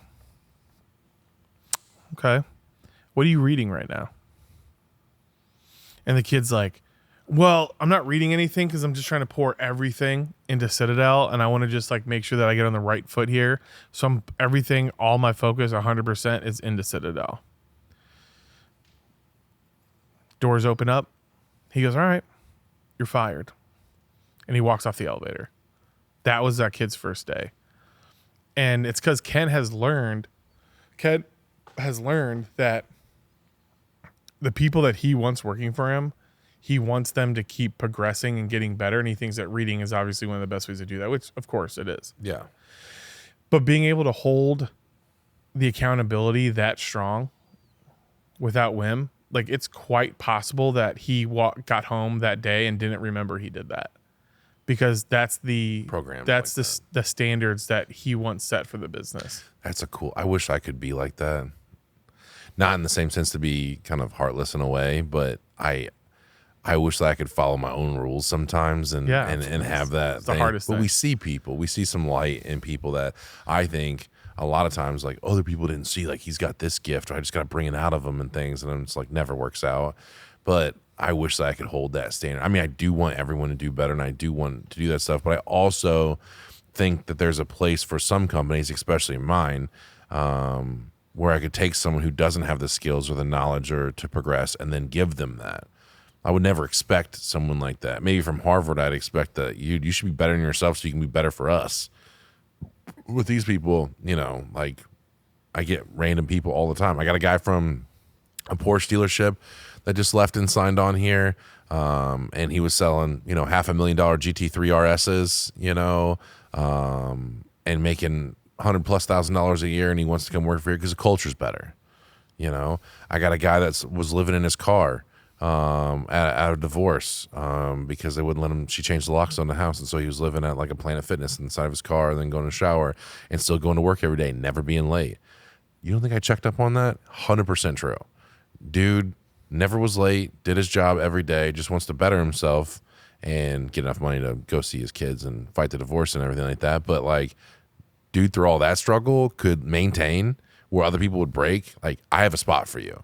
Like, I may not ask you, are you reading every day? But like, I see something in you. Like, other people would go like, well, his life is a mess. I don't want to have his problems become my problems. Yep. I enjoy that. I love that. I And mean, nuts. it's nuts, and it's more than what, if you were a high level person, it's probably more than you could take on. If you have if you have a $100 million plus company, you probably don't have the time to delve into their lives and fix all their. I mean, they were at scenarios. I think they did like $34 billion in profit last year. 34 Billion. billion. Yeah. And everyone else was down last year, and they did 30. I think they grew. Everyone went down 7% in that business last year, and they were up 17 or something like that. I know, but like to me though, like those are like what I learned from that story for me was like, how am I not like being heartless? Because like some people look at that and see what that is. I mean, the kid's a Harvard Business School graduate. Like, he'll be fine. He'll find a job. But it's the standards that he set. You see what I'm saying? I'm Like, having that same meeting with my managers Thursday or Friday. yeah. We're doing great the way we are. Our customers, for the most part, are very happy. Our employees, for the most part, are very happy. The processes are getting better for the most part. Everything's good. But the standard is just like a very attainable standard. Yeah. We're not striving for crazy amount of stand. And I had to have a conversation because everyone eventually wants more, right? And for a management team, you have to create those opportunities through doing either more business, become more economical, do things faster, cheaper, more quality with less money. Like, those are like the things. Yeah. And so if that only comes from getting better at what you do and holding the standards way higher. So I had a meeting with the upper thing. I was like, we don't have to do any more money at this point. We're fine. But we're going to have to hold ourselves to a higher standard if everyone wants to grow. If everyone's making $30,000 a year now, just for example, and everybody wants to go to 50, like, that money doesn't come out from doing no more money. We have to be better at like waste. We have to be better at efficiencies and all that stuff to then keep them. But it's not the easy boat that we're in right now where we just please customers and halfway please our employees and do all that stuff. We have to go like to 10. There's no walking in at a certain time whenever time you feel like. There's no leaving at a certain time, leaving stuff unfinished. There's no, well, this weekend I got stuff to do. There's like we are handling stuff in the moment. There's Right. fires every day that we don't get to until Monday because that's when we work again. That all stuff goes away if you guys want to do that, but I'll take you guys to a different place if that's what you want. So I had to wait. It's been a month since I had the first meeting where I go, you guys got to think. You guys got families that's important to you. You guys got, motorcycle riding or golf or whatever. Right. That stuff's going to suffer. At some point, it's going to suffer. It'd be better for everything in the future, but that might be 2 years away from now. But what do you guys want to do? And I'm not going to make the decision for you. I'm happy. I'm happy mostly with the way things are because everyone's good. Everyone's taken care of, and there's enough that I can take care of my people. If anything goes wrong, we're solid. But in the future, if you guys want more, and you guys come to me in 2 years, and we're like, we want more, and I'm like, we didn't do any more. Like, we're good. Like, what do you guys want to do? And to make it their decision to want more, and so that's Thursday and Fridays about, and they can decide like, we're good. We want to ride this out, and I'll find a different avenue to then strive for and do stuff personally, or with different groups. But it has to get the buy-in from the managers at a top level. And so that'll be an exciting meeting. Hopefully next time we talk, it'll be, I can have some more news for you, but I'm excited to have that conversation with them because we've never done that. It's just been me carrying this thing on my back for the longest time and filling in the gaps. That all goes away because part of that process is you can't rely on me for anything. I can't make metal for you anymore. Okay. I can't do sales meetings. I can't take TO phone calls. I can't go out and canvas. I can't have sales meetings, canvasser meetings. I can't go solve customer problems. I can't go install roofs. I can't drive the truck and go deliver metal. I can't do all that stuff because that, as a time suck for me, cost this company way more money for me to do it than if you guys would get better at your jobs. Yep. Arguably. Yeah. So I think a standards conversation is always strong to remind the team too, but understanding like sometimes people are like, well, how do I change this now? Especially like companies that have been around for 30, 40 years, right? And it's maybe it's a third generation taking over, or maybe that's always rough. An employee bought it out and now they're trying to make changes. It's like, well, it's still very doable to go out and change the standards for the team. You just have to have a really good understanding of your team and understanding of like what your approach is going to be, and then following through that approach. I'd like to pick your brain about one more thing. How do you get your spouse? Me and you we talk a lot about our spouses, and when we have meetings, because like it's one of the only things that we can commiserate about is like sometimes our business life definitely bleeds into our personal life in the fact that we're not there for certain things. We miss a lot of stuff.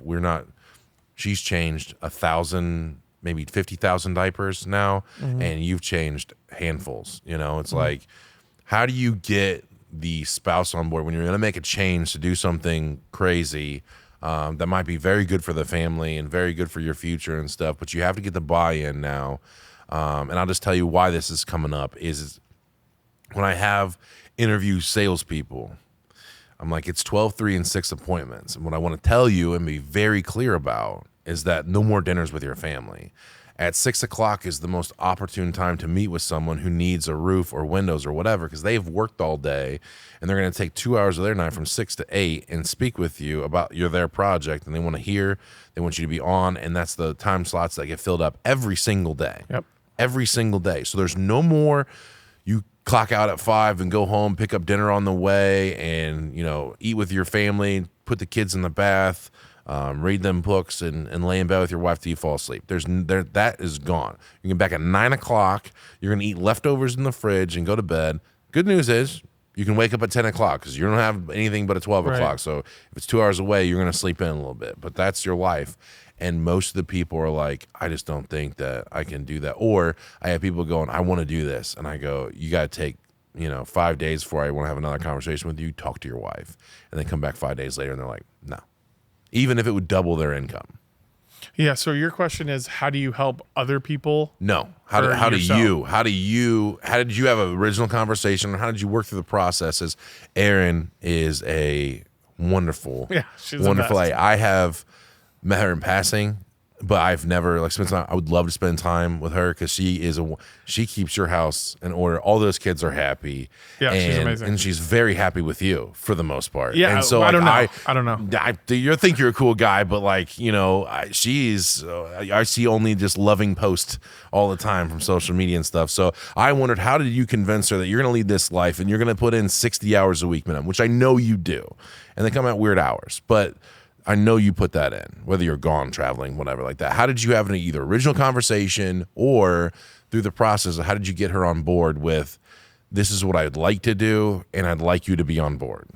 Yeah, I think I got super lucky. So I don't have like the greatest answer here, but like I got very lucky in the fact that when we started dating, I was just in the infancy stages of creating 3BG. And so this is really all she's ever known, was these types of scheduling and this type of work ethic. I think that to continue that though, like it comes down to a few things. One is overly communicating all of this to each other and talking about it all the time. That's the best thing to do. But really it's like it's really about your time management though as well, right? So like what's everyone's goals? Right? Is if she wants to be able to stay home and focus on the children and live that type of lifestyle, are you comfortable with me working nights sometimes or having to get the laptop out and stuff like that? And like you have to have that open, honest, and transparent communication up front to do that. But really at your end, for me, I like to like set the expectations like very low that, it's like for a long time it wasn't like I had to work. Yeah. And now it's better because, I've learned how to time box my life so that when I'm in business mode, I'm trying to be as efficient as possible. And so efficiency comes with training the right people up so that you can delegate properly and understand what can be delegated and what can't be delegated. And if it can't, why not? Right. And if you're doing a good job in hiring people around you that are much smarter than you, they're going to be able to take those tasks anyways and do 1,000% better with those tasks than you ever would. Right. Even like things that I am known to be good at is training other people that are, once they've learned those skills or had those tools, that they can go out and be way better than me. So that's like the biggest thing. And so now, I work a little late sometimes just because our sales team I have a group of people in Manila right now. 3BG is pretty much done 6 o'clock. So that one's a little different because it's B2B, but like being able to like, I'm like open for communication, but I'm really home and available most nights now. Okay.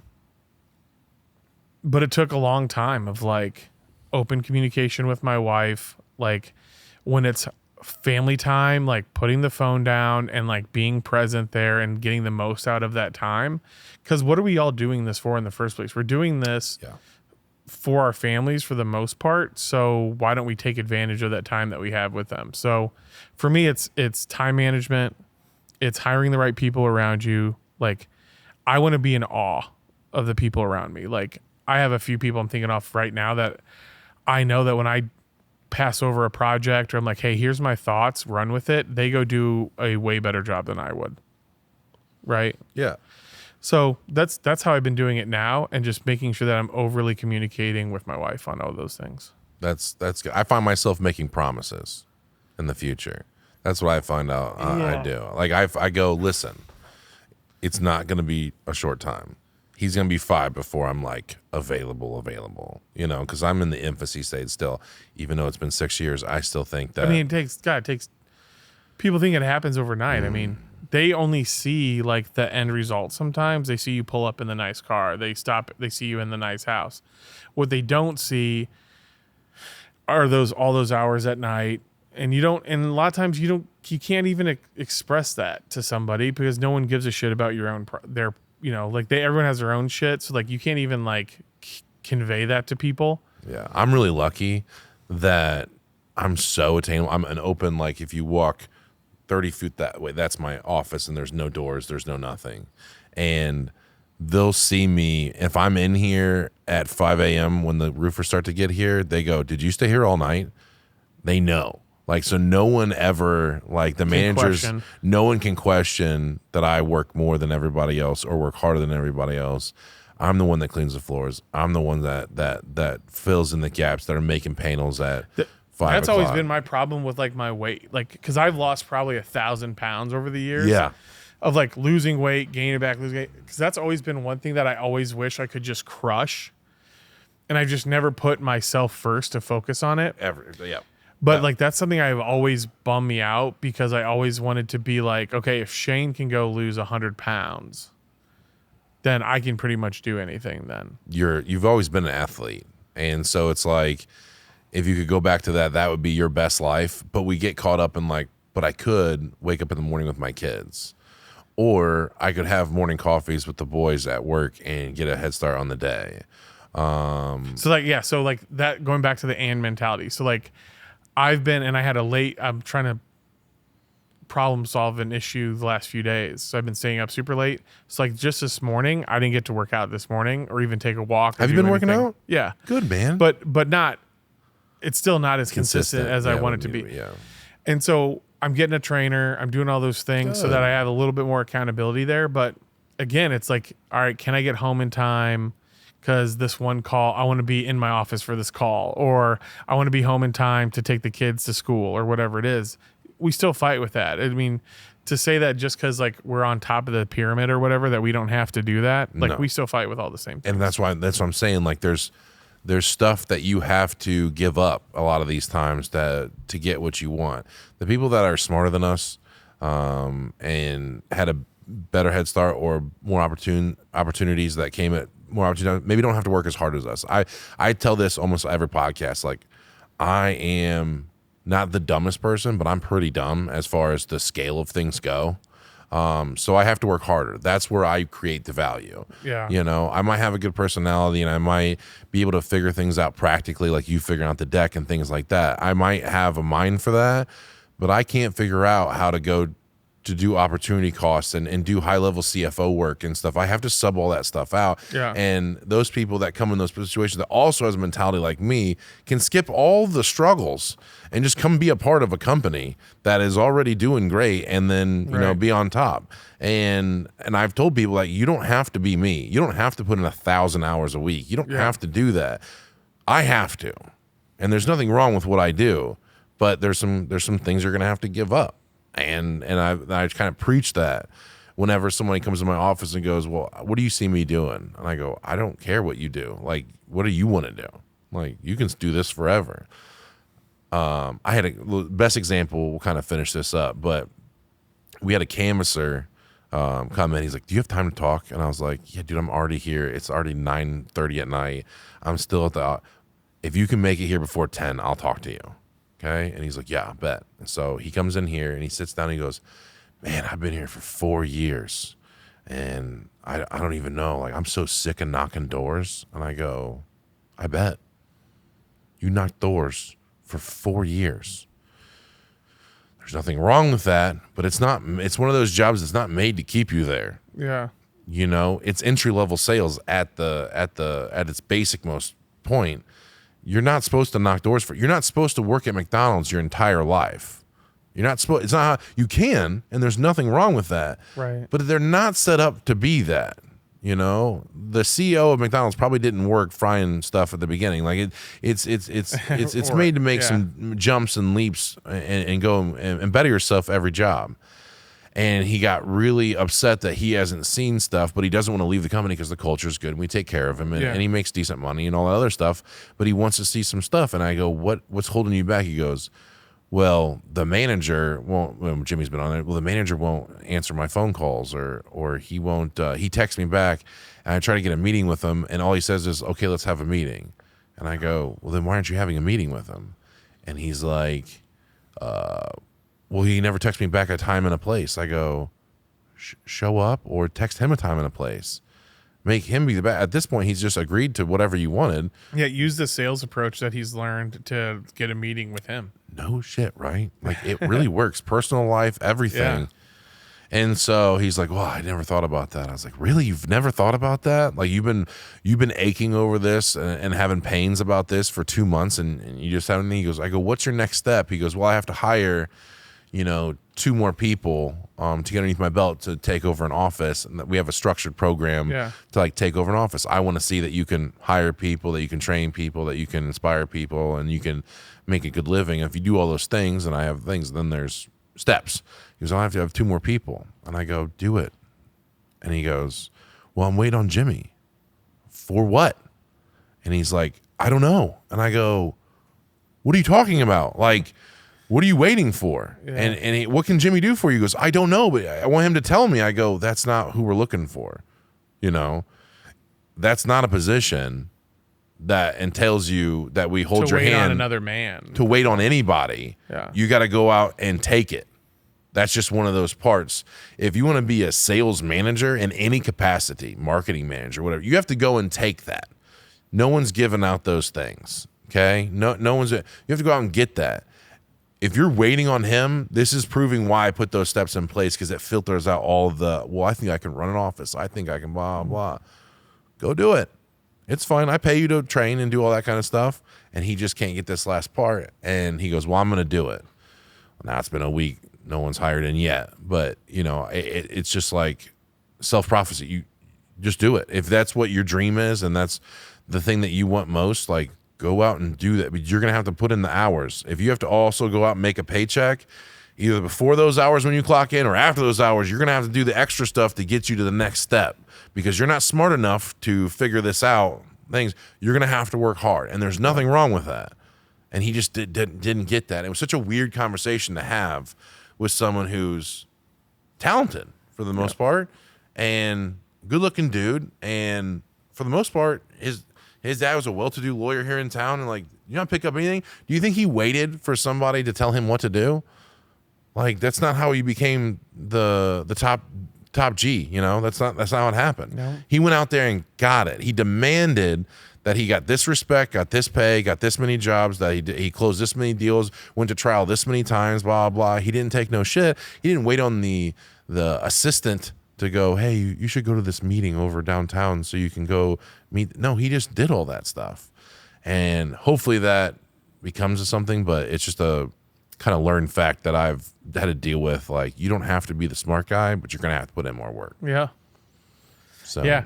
I mean, that's also the go first mentality that you want from people, right? Yeah. Somebody has to go first. I always joke around, like, my wife, making friendships at 35, 36 years old is tough, so if you find somebody that you like and you enjoy the time with her, you should reach out and text her. Someone has to go first. And so having that go first mentality is going to get you ahead of 60-70% of people. I agree. Just, we've never had that problem because all they could say is no. Yeah. Worst case scenario, someone tells you no. There you go. Can I have $100,000 a year? No. Okay, cool. Well, I tried. It was a good try. asked. Dad's got a brand new mower. He bought like this $5,000, $20,000 fucking mower, John Deere. It's got airless tires and suspension and sick. all this other stuff. And for the Georgia property, because when he's retirement, he's going to mow grass up there, which it's never been ran. So, but the mower broke that's originally there to take care of the property is an old Dixie chopper. And it's funny the way he tells the story. A guy came up to him, he was like, "Hey, Dixie chopper won't work. The rats ate the wiring and stuff." He goes, "Can I use the John Deere?" And Dad goes, "No, but good try." Like, hey, yeah, you didn't. It could have worked. I like that you took a shot, but no, you can't use the brand new mower. That's my mower. Like that's the thing. And I was like, yeah, like he doesn't even fault people at this age for like trying. Like, there's no fault. No is the answer sometimes, but Gotta go for it. do you have anything to plug or anything that you want to do? You don't want to shine light on anything No, of don't the do projects anything. that you want to Don't do? Google me. Don't look Yeah, for anything. look Just- up, find him on social media, bother him. He's real attainable. He loves to be bothered. I'll put his cell phone number on the screen Yes. after we're done. But Dude, Shane, thanks for having me. It was no, fun. it's cool. Like, it's pretty like set up. No, I love this. I think setup's sick, dude. I think it'd be cool, and we probably talked about 2 things that's going to make a clip, and There we go. And That's there all we that go. matters. And I got to hang out with my friend for 2 hours. Why not? So Perfect. Thanks, Shane, and I'll see you on another episode. See you guys. Please remain seated.